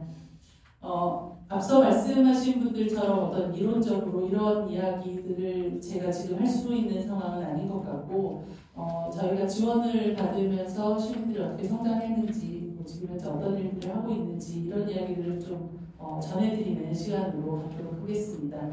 제가 이 생활 속 민주주의 학습지원센터를 만난 건 2020년 시민참여 프로그램을 통해서 만나게 되었어요. 그때 저희는 위대한 평민되기라고 하는 제목으로 이제 프로그램을 진행했었는데 그때의 위대한 평민이 평화롭고 민주적인 시민의 약자라고 생각을 하면서 저희가 준비를 했습니다. 그렇게 해서 처음으로 이 센터와 인연을 맺게 되었는데 첫 번째 이 프로젝트를 통해서 지역에서 했던 활동들을 좀 안내해 드리도록 하겠습니다. 첫 번째는 지역에서 마을 활동가나 학부모의 임원들이 마을 안에서 그리고 학교에서 활동을 하면서 생기는 갈등들을 이해하고 해결의 조정자 역할을 할 수 있도록 이 회의 진행자 과정을 운영을 하면서 지역에서 민주시민교육 활동가로서 활동할 수 있는 사람들을 만들어내자라고 하는 게 첫 번째 목표였습니다. 마을 안에서 공동체 안에서 갈등에 대해서 살펴보고 해결해가는 과정들을 그래서 경험할 수 있게 되었고요. 두 번째로는 2020년이 코로나가 막 퍼지던 시기였잖아요. 그래서 누구도 예상하지 못했던 이 코로나로 인해서 혼란을 겪고 있었던 그 시기에 가장 혼란을 겪고 있는 사람 중에 한 명이 누구일까라고 생각을 했을 때 사실 학생들이었어요. 근데 그런 상황에서 사실 우리가 학생들에게 뭘 물어봤는가라고 생각을 했을 때 아무도 물어봐 주지 않았던 거예요. 너희 지금 어떻게 지내고 있니? 어떻게 했으면 좋겠니? 이런 것들을 아무도 물어봐 주지 않았다는 생각을 하게 되었는데 그때 마침 저희 중랑구에는 지금 현재는 한 700명 정도가 들어가 있는 마을 주민들이 모여있는 그런 카톡방이 있습니다. 그 카톡방에는 굉장히 다양하신 분들이 모여있는데 그 중에 청소년이 있었어요. 그 안에. 근데 그 이야기를 하더라고요. 왜 아무도 우리에게 물어봐 주지 않느냐고. 그래서 그 학교에서도 물어봐 주지 않고 아무 데서도 물어봐 주지 않는데 혹시 마을 카톡방에 이런 질문을 던지면 누군가는 물어봐 주지 않겠느냐고 얘기하면서 청소년이 제안을 한 공론장이 있었어요. 그걸 보면서 우리가 지금 해야 되는 일인 거 아닌가라는 생각이 들어서 청소년들과 함께 코로나 시대 청소년은 안녕하십니까? 라는 제목으로 지역의 청소년들과 함께 시민 공론장을 만들어서 이 공론장에서 학교를 다니는 사람인 당사자인 이 청소년들이 지금 현재 어떻게 지내고 있고 그리고 우리가 이 학생들을 위해서 또는 청소년들을 위해서 해 주어야 하는 일 무엇인지 이런 이야기들을 나누는 공론장을 만들었습니다.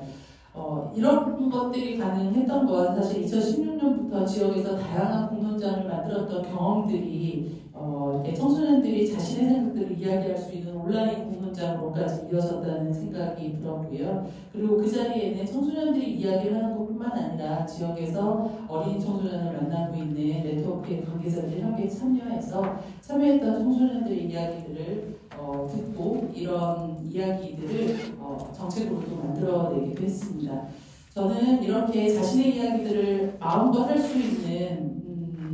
수 있고 그 이야기를 존중받는 경험을 하면서 이런 기회들이 정기적인 자리로도 이어졌으면 좋겠다고 이야기하는 청소년들의 이야기들을 들으면서 양육자나 교사를 통해서가 아니라 당사자들의 목소리들을 직접 듣고 모인 의견들이 이후에 다양한 의사결정회장에 반영되는 그런 결과들을 만들어야 되겠다는 생각들을 했고 또 실제적으로 그런 결과로 또 이어졌습니다. 올해는 저희 사단법인 중랑마을에서는 민주시민교육 생태계 조성 사업을 아마 이 센터에서는 마지막 사업이었을 것 같은데 마지막 사업을 지금 현재 같이 하고 있습니다. 그 사업을 통해서 우리 주변에도 장애인이 있고 이주 여성이 있다는 것을 주민들이 자연스럽게 받아들이고 이해할 수 있도록 당사자들이 이야기하는 본인들의 삶의 모습을 진솔하고 또는 때로는 재미있게 전달하는 영상을 제작하고 있어요. 그래서 그걸 통해서 생활 속에서 자신의 모습들을 당당하게 드러내며 살아나가는 민주시민으로서의 자리매김하는 것 그리고 비장애인과 선주민들의 그것을 알고 받아들이는 시간이 될 거라고 생각하고 있습니다. 또한 시민활동을 하는 다양한 주체들이 지금 현재 새롭게 구성된 구의회 구의원과 함께 기획단을 구성해서 민주시민교육 조례에 대한 논의를 하고 있습니다. 그래서 조례 제정을 위한 학습 모임을 계속 이어가고 있고 타시도의 사례들을 학습하고 실효성 있는 조례가 되도록 그 내용과 문구까지 꼼꼼하게 만들어가고 있습니다. 저는 이런 것들이 저희가 지역에서 많은 것들을 경험하게 할 수 있었던 다양한 지원으로 만들어진 시민력이 아닌가라는 생각을 가지고 있고요. 지식을 습득하는 것으로 끝나는 게 아니라 학습을 통해서 이런 역량 강화가 실제 갈등을 조정하고 공동체를 복원하기 위해서 노력해본 경험들 그리고 자신의 의견을 안전하게 드러내고 존중받아본 경험 그리고 그런 장을 만들어낸 경험 그리고 서로 다른 생각을 인정하고 합의점을 찾아보는 이런 경험의 과정 자체가 매우 훌륭한 민주시민 교육이라고 생각을 하고요. 이렇듯 생활속 민주주의 학습지원센터는 일상 속에서 민주적 시민성을 실현을 비전으로 서울 시민의 삶 속에서 민주시민 의식을 함양하고 실천할 수 있도록 계속 지원해 왔다는 생각을 합니다. 생활 속 민주주의 학습지원센터는 그 이름에서 무엇을 해야 하는 센터인가가 굉장히 명확하게 드러나 있다는 생각을 하는데요. 글로 존재하는 민주주의가 아니라 또는 정치인과 선출직 의원들이 만들어낸 민주주의가 아니라 생활 속에서 개개인의 시민들이 민주주의를 학습하고 실천할 수 있도록 지원하는 일, 그리고 그것이 확장될 수 있도록 많은 것들을 공유하고 네트워크들을 만들어 나가면서 배움의 장이 될 수 있도록 하게 하는 일, 이런 일들이 생활 속 민주주의 학습 지원센터가 해왔던 일이고 앞으로도 해야 되는 일이라는 생각이 듭니다. 근데 이러한 상황 속에서 센터가 운영이 종료된다는 건 매우 안타까운 일인데요. 조례를 통해서 제도나 정책의 지속성이 보장될 수 있을 거라고 생각했던 우리들의 생각과 다르게 단체장의 정치적 성향에 따라 멈춰줄 수 있다는 것을 지금 이 센터뿐만 아니라 다른 곳에서도 우리 굉장히 많이 목격하고 있습니다. 앞서 발제문들에서도 나와 있듯이 서울특별시 민주시민교육에 관한 조례에 근거하여 민주시민교육은 적극 추진되어야 하고 시민의 평범한 일상과 삶 속에서 민주주의를 정착시키기 위해서 주민이 주권자로 독립된 권한을 가지고 스스로 책임지고 운영하는 주체적인 지방자치 문화를 만들어가야 한다고 생각을 합니다. 이를 위해서 지방정부는 지방자치 시대의 주권자인 민주시민의 소양을 갖추는 동시에 지방자치의 의미와 가치, 제도상의 내용, 참여와 방식, 그리고 절차들을 올바로 이행할 수 있도록 이 교육에 적극 나서야 한다는 생각이 들고요. 시민이 시민의 권한과 참여의 방법을 배우고 실천으로 이어지게끔 하는 것에 국가와 지방자치단체의 책무가 있음을 잊지 말았으면 좋겠습니다. 교육이라고 하는 것은 단시간에 완성되지 않는다고 생각을 합니다. 백년지 대계라고 하는 교육은 단순히 어린이 청소년을 대상으로 하는 학교 교육에서만 해당하는 말은 아닌 것 같고요.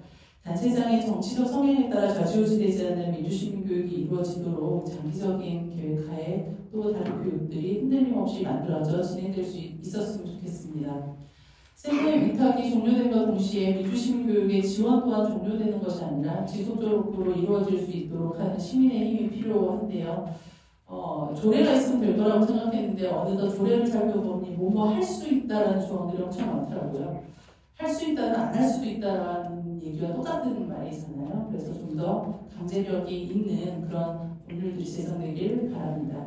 센터의 종류는 민주시민교육이 필요 없음을 뜻하는 건 아니라는 생각이 들고요. 그리고 민주시민이 패배한 것으로 만들어서도 안 된다는 생각이 듭니다.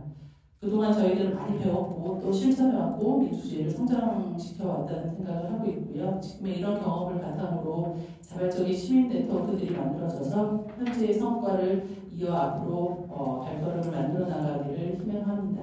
이 위기의 순간을 잘 넘긴다면 우리가 꿈꾸는 민주주의가 좀 더 단단해지지 않을까라는 생각을 합니다. 감사합니다. 오늘 저는 이제 짧은 시간 동안 주최 측에서 저한테 시킨 얘기 하나, 제가 하고 싶은 얘기 하나 이렇게 진행을 하고 있습니다. 먼저 시키신 이야기는 외국의 사례를 좀 얘기를 하라고 얘기를 하셔서 주은경 선생님 얘기를 이어받아서 좀 말씀을 드리려고 하는데요. 서영길 의원님께서 한번 말씀해 주셨는데 그 공무원분들께서 이 민주시민교육이라는 업무를 이 정부가 해야 되는지 모르겠다는 말씀 자꾸 하셨다는 얘기 하셨는데 거기에 두 가지가 숨어있다고 생각합니다. 일단은 민주시민교육이라는 걸 다루면 안 된다고 생각하는 거, 우리가 흔히 생각할 수 있고 그것도 문제라고 생각하지만, 두 번째로 민주시민교육 정책이라는 걸 정부가 시민들을 자꾸 불러다 교육시키는 걸로 생각하는 것도 잘못된다고 생각합니다.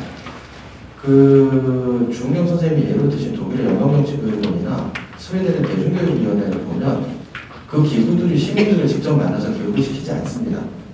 물론 그런 사업들이 간혹 존재하지만 대부분의 사업은 시민사회에 존재하는 다양한 교육기관이나 단체들이 시민들을 만나서 교육을 잘 시킬 수 있도록 활성화하는 걸 지원하는 겁니다. 그래서 보조금도 지원하고 교재도 만들어서 주고 교육가들, 교사들 훈련도 시키고 이런 일을 하는 것이죠. 그래서 이제 그런 것들을 좀 우리가 알았으면 좋겠는데 그걸 잘하고 있는 게 말씀하셨던 분들과 실전 사례인데, 주은경 선생님이 말씀하셨던 그런 좋은 모습들이 어떻게 가능할까? 저는 제 토론문에 나와 있습니다만 민주시민교육은 내용도 당연히 민주적이어야 되지만 그것을 다루는 방식, 즉 정책적 사회적 방식도 민주적이어야 된다. 즉 민주시민교육, 법치, 거버넌스가 필요하다는 얘기를 드리고 싶습니다. 독일 같은 경우는 연방정치개혁원 안에 감독위원회라는 기구가 있습니다. 그 기구위원회는 연방정치개혁원은 연방의원, 주정치개혁은 주의원들이 의석수대로 들어가면 되는 파견을 받습니다. 그리고 그러니까 정치교육원 안에 작은 의회가 존재하는 거고 그들이 토론을 합니다. 교육의 방향 이런 것들. 그래서 정권이 임명하는 연방정치교육원장이 교육을 함부로 자기 맘대로 하지 못하게 하는 기능을 하는 것이죠. 즉 유권자들의 의사가 상대적으로 굉장히 두루 잘 반영되는 다당제 정당민주주의가 잘 뿌리 내려져 있고 그것을 토대로 해서 민주시민들의 안정성을 지키는 협치 구조를 가지고 있다는 것이죠. 한편 스웨덴 같은 경우는 조합주의나 결사체 민주주의에 대한 기반한 그 구조를 갖고 있는데 놀랍게도 그 스웨덴의 그 대중교육을 지원하는 대중교육위원회라는 기구가 그 지위가 공공기관이 아니라 비영리 단체입니다. 비영리 단체는 공신력을 보여받고 있어요.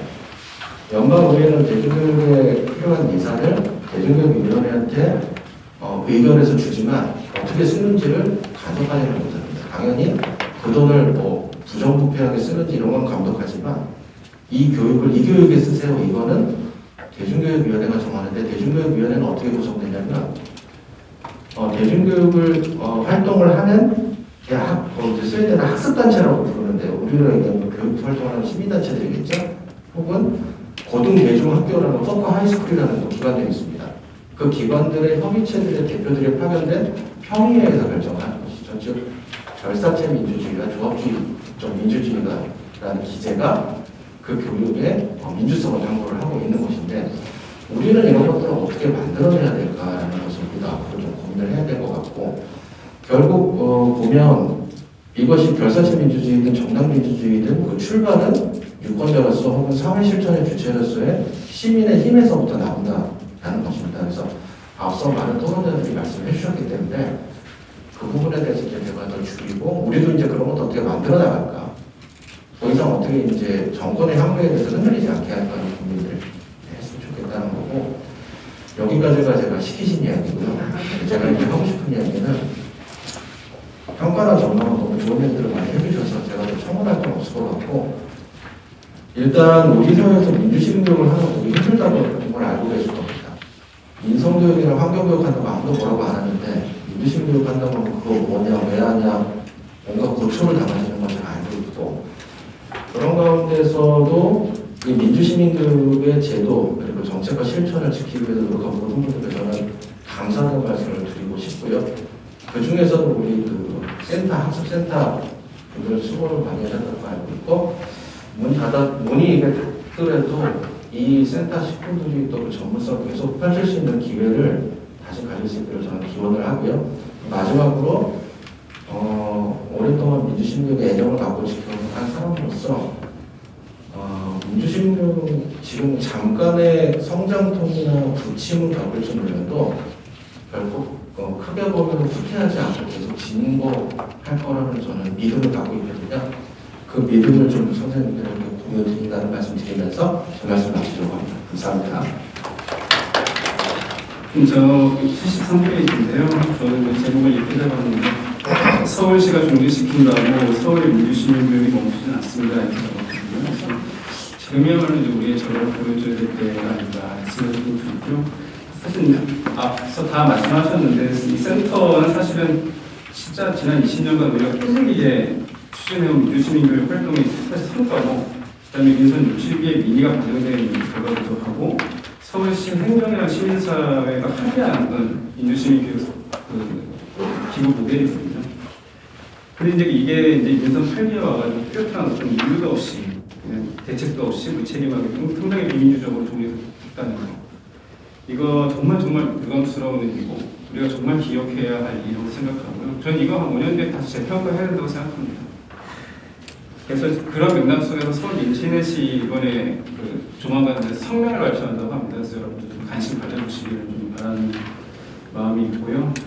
그다음 이제 센터 2기를 이제 아주 간단하게 앞서서 말씀을 많이 해주셨으니까 평가하면 코로나19도 있었고 서울시 권력 변화도 있었잖아요. 그리고 적은 인력과 예산 가지고 여기서 설정한 그 미션과 전략을 이렇게 충실하게 해올 수 있었을까? 이거 하려면 여기 4명의 실무진들이 진짜 혼과 육을 다 밀어가지고 해본 결과다. 지난 3년 그런 생각이 좀 들었습니다. 그래서 그 중에 잘한 것들을 제가 74페이지에 좀 적어놨는데요. 아주 간단하게 얘기하면 공동단 그 디베이트 서울 같은 경우는 시민들이 직접 의제를 다루는 방식으로 했거든요. 그리고 그 시민들이 직접 의제들을 선정해서 다뤄가는 그 과정들이 있었으면서도 그 내용이 뭐냐면 생태환경, 동물권, 젠더, 노동, 인권, 장애인 민주시민교육과 이런 것들을 연결시켰던 활동이었던 거예요. 그리고 두 번째는 그 번역별 자치구 민주시민교육 생태계를 만드는 활동들을 했는데 이거는 뭐냐면 민주시민교육, 교육만이 아니고 교육이 문제를 어떻게 해결할 수 있냐 현장에서 그거를 실험했던 거라고 생각이 듭니다. 정말 탁월하고 정말 좋은 프로그램이었고 이제 마지막으로 이제 민주시민교육 활동하는 단체의 활동가들을 이 민주시민교육센터가 엮었어요. 그래서 민주시민 공익활동가 포럼을 만들어서 앞으로의 민주시민교육의 존재 양식을 지난 한 10번 정도 저희가 모여서 이제 그런 것들을 토론하는 그런 계기도 센터가 만들어줬다고 봅니다. 그래서 이런 거는 이제 이 센터가 한 장점인데 너무 저평가돼가지고 속상한데요. 민주시민교육의 어떤 시민 실천성이나 그리고 확장성을 모색하는 계기를 만들었다. 정말 잘했고 너무 고맙다는 말씀을 드리겠습니다. 그리고 또 하나 제가 칭찬하고 싶은 건 뭐냐면요. 제가 이 센터에 오면요. 항상 너무 따뜻함을 느꼈어요. 환대받는 걸 느끼고. 이 얘기 뭐냐면 사업을 추진해가는 방식의 문제예요. 여기는 그런 곳이었거든요. 센터는. 근데 이런 거를 평가할 수 있는 지표가 없어요. 마을센터도 마찬가지고 사회적 공동센터도 마찬가지입니다. 그런 걸 계량화할 수 있는 방식이 없기 때문에 우리가 앞으로는 차제에 이런 센터 운영의 어떤 방식 문제나 태도 문제를 평가할 수 있는 지표를 만들어내야 되겠다 이런 생각도 들고 좀 했습니다. 이런 계획이 통했어요. 그리고 사실은 전망하고 제안하며 75페이지인데 거의 유홍관 선배 말씀하신 내용이랑 겹쳐요. 근데 전 이런 말씀 드리고 싶은데 차가 서울에서 부산에 가는데요. 중간에 차 고장이 났어요. 그렇다고 해서 우리가 차를 다시 서울로 가져다가 서울에서 다시 출발하지 않잖아요. 그런 거랑 똑같은 거예요. 잠시 멈췄다 가는 건데 잘 정비해서 그걸 전화위복의 계기로 만들고 새로운 민주시민 운동의 어떤 존재 양식을 개발하는 쪽으로 만들어야겠는데 우리 조은경 그 대표님도 백서 얘기하시고 다 백서 얘기를 많이 하셨는데 이건 기록이 필요하다는 생각이 있어서 그럴 거라고 생각합니다. 그래서 차제에 한국 민주시민 교육사를 저희가 여기 모여있는 분들이 다 참여해서 전망도 담겨있고 센터의 활동도 담겨있는 그런 것들을 정리하는 어떤 계기로 이번을 삼으면 어떨까 하는 생각이 좀 들고요. 그 다음에 이제 임주승 선생님이 매번 얘기했던 건데 저도 그 재단 생각했던 건데요.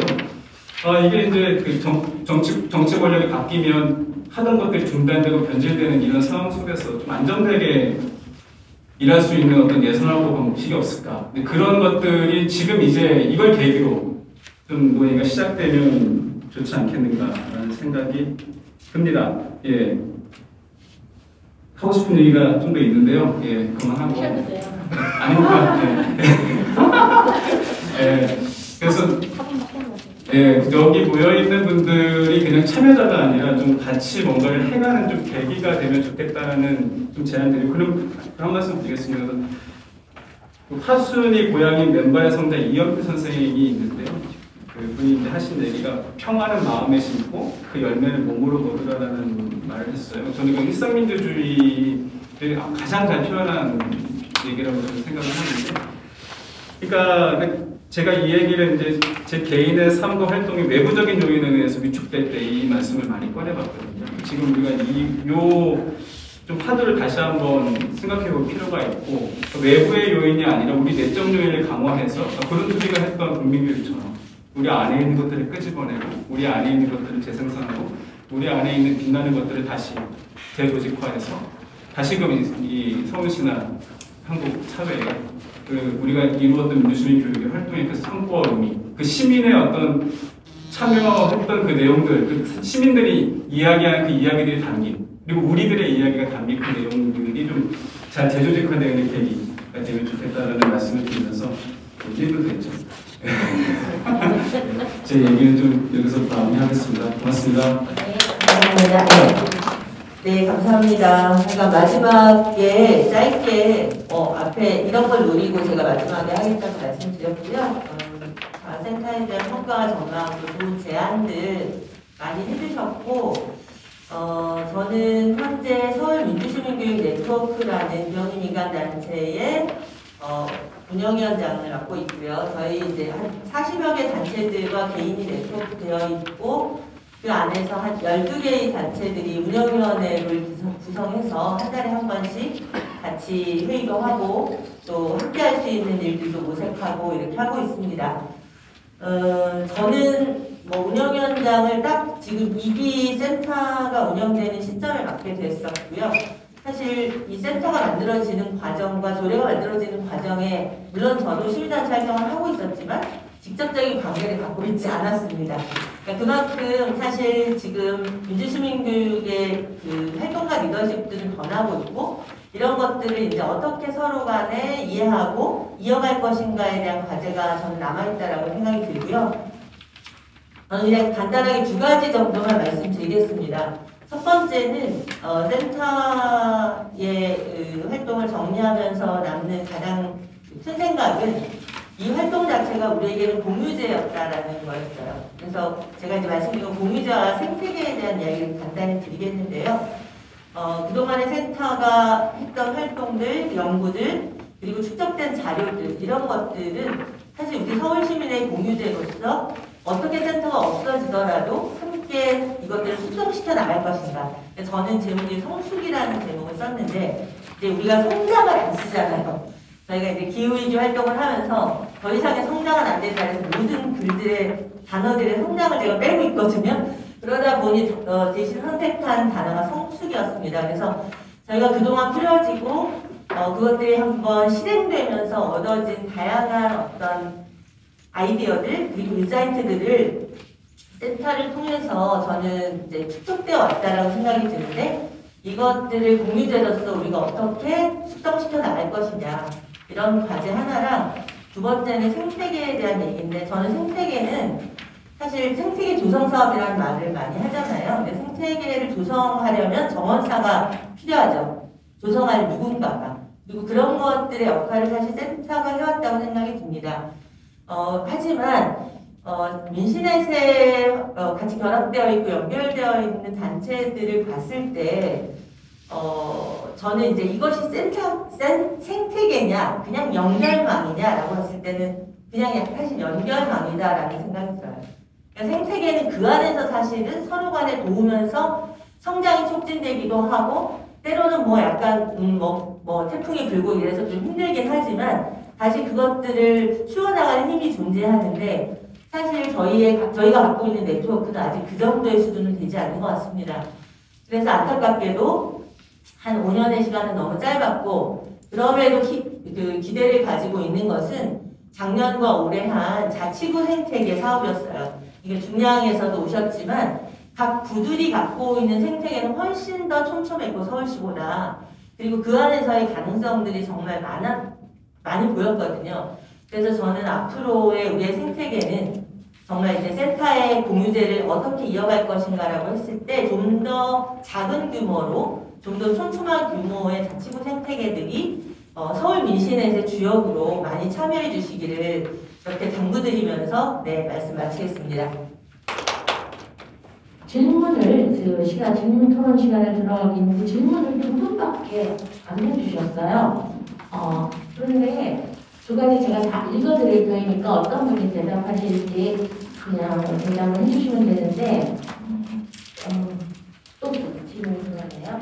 하나가 굉장히 재밌는 질문을 하나 들어왔는데 공부상가 나사 아저씨는 생계가 걸려있어 매일 나오시는 것 같아요.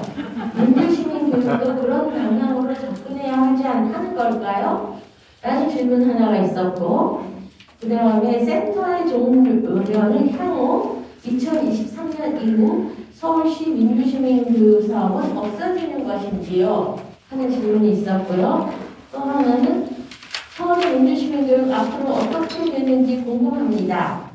그 다음에 또 하나는 서울시 공익활동 공간 삼각지 주체는 즉 관리는 이제 어디서 하나요? 민주시민교육센터가 없어지니까 여기는 어떻게 되는지 그런 공간에 대한 질문 있으셨습니다. 그러면 공부 상관 나서 아저씨 얘기 좀 해주세요. 네, 준현 선생님. 네. 생계 때문에 매일 나오신다는 마음처럼 우리가 절박한가? 민주시민 교육이 우리 사회의 발전, 성장이라는 말 쓰지 말고 성숙이라는 말 쓰신 것 제가 배운다면은 민주주의가 성숙해 가기 위해서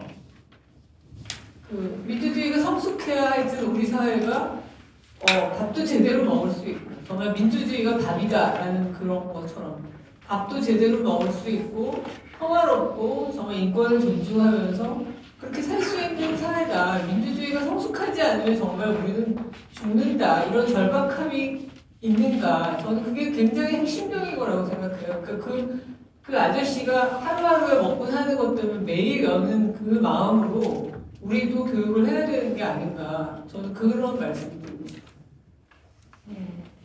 되셨습니다. 그렇다면 그 공간이라든지 공간, 학습할 수 있는 공간이라든지 아니면 그래도 주체자가 있어야 그런 것들을 할 수. 그러니까 청계상가에 나온 그분은 자기 작은 공간이 있기 때문에 아침부터 저녁까지 비가 오나 눈이나 올 수 있는데 만약에 우리 지원센터가 없어진다고 한다면 주체자가 있어야 모여야 되지 않을까라는 질문 드리고 저는 4시에 약속을 해서 이상 죄송합니다. 좀 긴 말 저도 하고 싶은 이 일을 1기부터 2기까지 계속 했었거든요. 근데 없어진다고 해서 오늘 다른 장소 아쉽네요. 아무튼 건강하시고요. 고맙습니다. 그러면 질문자가 자리를 떴기 때문에 그거하고 연계해서 좀 간단하게 대답할 수 있는 할 얘기가 있었는데 그만할게요. 네네. 그럼 공익활동 이 공간은 어떻게 되는지는 센터장님께서 대답해 주실게요. 공간은 지금도 서울시가 직영으로 운영을 하고 있습니다. 그러니까 저희 센터가 위탁받아서 운영하는 사무에는 포함되지 않는 거고요. 말씀 듣기로는 내년에도 지금과 같은 그런 지금 현재와 같은 이제 형식으로 운영이 될 거라 서울 생활권 시민이시라면 누구든 서울의 예약 서비스 사이트에 접속하셔서 저렴한 비용으로 이용을 하실 수가 있습니다. 아마 오세훈표 다른 단체들이 이 공간을 서울시 학습지원센터로 쓰게 되지 않을까요? 최근에 들은 말씀으로는 위탁을 하지 않고 직영하시는 걸로 그렇게 학습지원센터 자체는? 아니요. 네, 이 공간이요. 직영을 한 걸로? 네, 이 공간 그렇습니다. 그리고 지금 내년 이후에 그러면 민주시민교육 지원을 서울시가 어떻게 하나요? 이런 질문 주셨던 것 같은데 당장은 내년도 예산안을 6월에 이제 행정 내에서 내년도 예산안을 이렇게 올리거든요. 그래서 올해 사업비 정도 수준으로 예산안은 올렸다고 하시더라고요. 아주 적은 금액입니다. 4억이 채 안 되는 것 같아요. 3억 내외 정도 될 것 같은데 근데 그게 지금 전에 담당 부서에서 올린 건데 예산과에 올라가서 그대로 편성이 될지 그마저도 사라질지 여부는 아직 미정인 걸로 알고 있습니다. 어떻게 될까요? 추정하건데 이 사업이 평생교육진흥원으로 넘어가지 않을까 들고요. 그러면 거기에서 지금과 성격이 다 다른 시민교육 방향이 지금과 좀 다른 시민교육 그것도 뭐 나쁜 건 아닐 거예요. 그런 교육으로 진행이 될 가능성이 크죠. 모두의 학교라든지 뭐 이런 데들 평생교육진흥원 중도로도 소공동으로도 그런 데 쓰인다든가 뭐 그렇게 쓰이게 될 거고요. 근데 이게 민주시민교육 사업이라고 이렇게 꼭지가 붙어 있으면은 아마도 시의회 그 담당 위원회에서 지금 다수를 국민의힘 의원들이 차지하고 있기 때문에 내용은 차치하고 그냥 생각하면 될 것 같은 느낌적 느낌이 있고요. 그게 이제 예산과에서도 반토막이 되지 않겠나. 그리고 시위에 올라온다 하더라도 삭감될 가능성이 꽤 크다 이런 생각이 드는데요. 그것에 대해서 어떻게 대응할 것인지 그것도 고민의 중요한 시기가 되지 않겠나 싶습니다. 앞으로 서울의 민주시민이 어떻게 될지 이게 좀요. 이거는 이제 포괄적으로 내가 토론할 수가 많이 있는데 저는 아까 재단 관련해서 제안을 하셨잖아요. 그래서 최근에 생긴 최근은 아니지만 작년인가 그 전태일 재단하고 노무현 재단에서 오셔가지고 그 이분들이 꼭 그 뒤풀이에 참석하셔서 우리에게 지혜를 좀 나눠줬으면 하는데 제가 여기 쳐다보는 사이 두 분이 다 사라져버리셨어요. 예. 근데 재단 관련해서 뭐 하나 변화일 수 있으니까 그것도 뭐 우리가 생각을 좀 해봐야 될 제안이라고 생각이 들고요. 어쨌든 어떻게 될 것인가 뭐 전체적인 얘기에 꼭 선생님들께서 뭐 얘기해 주실 거 있으시면 그렇게 누가 얘기해 주실까요? 어떻게 될까? 서울의 민주시민 교육은? 네? 네? 선생님. 아까 그 말씀 서울의 민주시민 교육이 어떻게 될 것인가 이렇게 얘기한 거.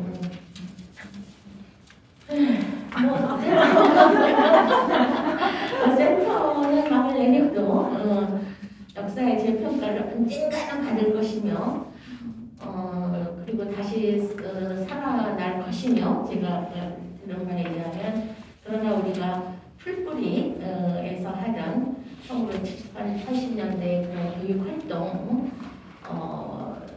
돈이 별로 없는 시절에서도 가능했던 여러 가지 이름으로 했던 민주시민 교육들이 다시 재활성화되고 사실 어려운 시절이긴 하지만 그런 거가 우리에게 다시 발전할 수 있는 기반이 될 거라고 생각합니다. 네, 선생님.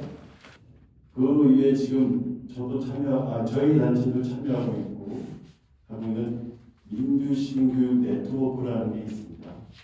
제가 여기에서 마지막으로 좀 듣고 싶은 것은 대표님이시고 운영위원장이시고 정치위원장, 전국적 대표님이시니까 그럼 민심에서 민주주의 학습을 위한 시민 네트워크를 만든 그 시민 네트워크는 내년에 어떤 방향으로 센터가 없어진다고 시민교육을 같이 안 하거나 이러지는 않을 거 아니에요.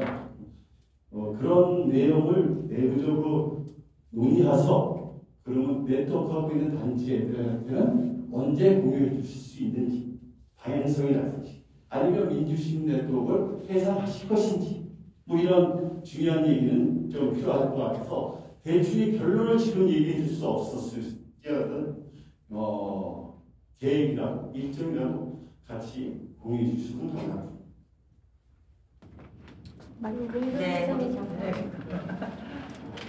네, 저희 단체 회원이신데 일단 이럴 때일수록 사실 당사자 네트워크 연대 조직은 더 필요한 시기죠. 뭐 이런 거 가지고 센터가 없어지는 것과 네트워크의 존폐는 전혀 상관없는 문제일 것 같고요. 다만 이제 그동안의 네트워크가 제가 말씀드린 대로 우리의 생태계가 취약했다. 이렇게 뭔가 제도를 만들고 센터를 만들기까지는 조금 더 힘을 모으고 으쌰으쌰 했지만 지난 5년간의 과정을 봤을 때는 사실 뭔가 계기성 또는 서로 연대하고 신뢰하는 것에 있어서의 이런 것들을 좀 더 촉진할 수 있는 그래서 더 어려운 일이 생기면 더 잘 되려나 이런 마음을 저도 갖고 있지만 그리고 그 계획은 회원들과 함께 다 논의해서 저희가 한 달에 한 번 운영위원회를 하고 있고요. 또 이제 이 센터 문제에 있어서도 아마 곧 이제 서울시에 항의하고 앞으로 센터가 아니더라도 민주시민 교육에 대한 지원이나 사업들은 이런 것들은 계속되어야 된다 이런 목소리는 낼 거고요. 다만 이제 이런 것들을 계기로 오늘 민주연 홀자에서도 오셨고 중량구에서도 오셨고 했는데 이런 풀뿌리 단체들과 그동안에 조금 활동을 쉬셨던 저희 네트워크 단체들이 더 함께하는 그런 좀 손을 내주시기를 부탁드리겠습니다. 네. 자, 여기서 이제 우리가 막을 내려야 되겠죠. 그리고 어쨌든 뒤풀이 몇 분 가실지는 다 정하셨어요? 됐어요? 예. 몇 명 하셨어요? 네. 손을 들면 되나요? 손 드셨어요. 뭐 말씀하셨으니까 그래서 제가 민주주의 재단을 만들자고 인간 2% 하고 했고 그래서 제가 10월 20일 날 전국대 민주주의 활동가 전국대가 있잖아요. 그때 아마 주요 가장 중요한 어쨌든 이런 상황, 그러니까 지금 중간지원 조직이 없어지는 상황에서의 시민사회가 어떻게 능동적으로 그 운동을 해나갈 것인가와 관련된 것을 메인으로 하는 토론회를 활동화대를 하는 것으로 했고, 그래서 아마 그런 과정에서 아마 민주시민교육재단을 표현되든 뭘 표현될지 모르겠지만 어떤 전국의 그 민주시민교육 운동을 다시 모으고 뭔가 지원할 수 있는 뭐 구조를 만들자라고 하는 합의에는 이르지 않을까 싶은 생각이 듭니다. 그래서 저는 그 제안을 서울 네트워크가 제안해 주는 게 맞다고 생각하고, 서울 네트워크가 중심이 돼서 뭔가를 하는 것이 지금 상황에서 바람직하지 않을까 싶은 생각이 듭니다. 하나 용건생이 봤을 때 제안을 새로 의원님 계속 의원님 하고 계신 줄 알았어요. 네? 지금도 의원을 하고 계신 줄 알았어요. 근데 계속 하는 걸로 보고 다음에 성실히 하는 걸로 보고 부탁을 드릴게요. 저도 기구를 만드는 게 당장 필요하다고 생각합니다. 행정하고 안 했으면 좋겠어요. 왜냐면 행정하고 하면 똑같이 정무적, 정치적 판단 때문에 이렇게 될 것 같아요. 그래서 우선 우리끼리 그릇을 만들고 우리가 그냥 하고 우리가 주인이니까 돈 내놔라고 하는 게 좋겠다. 좀 부탁 말씀을 드리고, 제가 아까 노무현재단하고 민주화 기념사한테 오셨는데 이제 이런 경험으로 제안을 좀 드리자면, 행정한테 의존하지 않으려고요. 제가 노원구 시민교육처럼 예산 안 쓸 겁니다. 왜냐하면 담당자 바뀔 때마다 간섭이 달라져요. 똑같은 간섭만 하면 괜찮은데 임수센터장이 얼마나 고생을 했겠어요. 중간지원 조직이 아니라 내가 볼 때는 행정지원 조직, 주민 간섭 조직이거든요. 시민 가까이 와서 도와달라고 했는데 가까이 와서 간섭을 두잖아요. 없어졌으면 좋겠다, 진짜로. 그리고 요즘에 ESG 그러는데 삼성에다가 팔아먹으려고 합니다. 보드게임을 만들었습니다. 서울시 오세훈시장 서울론에다가 팔아먹으려고 합니다. 저는 민주시민교육 시민운동 하시는 분들이 우리가 갖고 있는 이 가치 있는 일들을 진짜 상품으로 만들어서 돈 많이 버는 삼성한테 돈 삐뜯어가지고 편안하게 해야 될 것 같아요. 제가 노원구에서 조례를 17년도 만들었는데 소녀시도 만들었어요. 제가 돈을 잘 못 버니까. 근데 지금 실업자가 돼서 이제 노무현재단이랑 공공성대행을 내놨어요. 사업주한테. 재정치관리 다 보고 있어요. 그래서 행정한테 기대지 않았으면 좋겠다라고 의사를 주도해달라고 부탁합니다. 고맙습니다. 네, 이제 우리가 20분이 됐으니까 마치고 남은 시간은 더 깊게 많은 얘기를 나눴으면 하고요. 제가 이제 토론은 제3 끝났고 마지막 이번 사회장이신 어디가 이선희 선생님한테 마이크를 넘기겠습니다. 네, 감사합니다. 제가 오늘 이 뜨거운 열기와 참여자분들의 말씀을 들으니까요. 아무래도 위기는 센터만의 위기고 서울 민주시민교육은 기회가 되지 않을까 하는 생각이 듭니다. 오늘 너무 감사드리고요. 혹시 같이 저녁 식사에 참여하실 수 있는 분 잠깐 손 한 번만 싹 들어주시면 대학에 도움이 되겠습니다. 식사 가능하나? 네, 감사합니다. 네, 오늘 마치겠습니다. 감사합니다.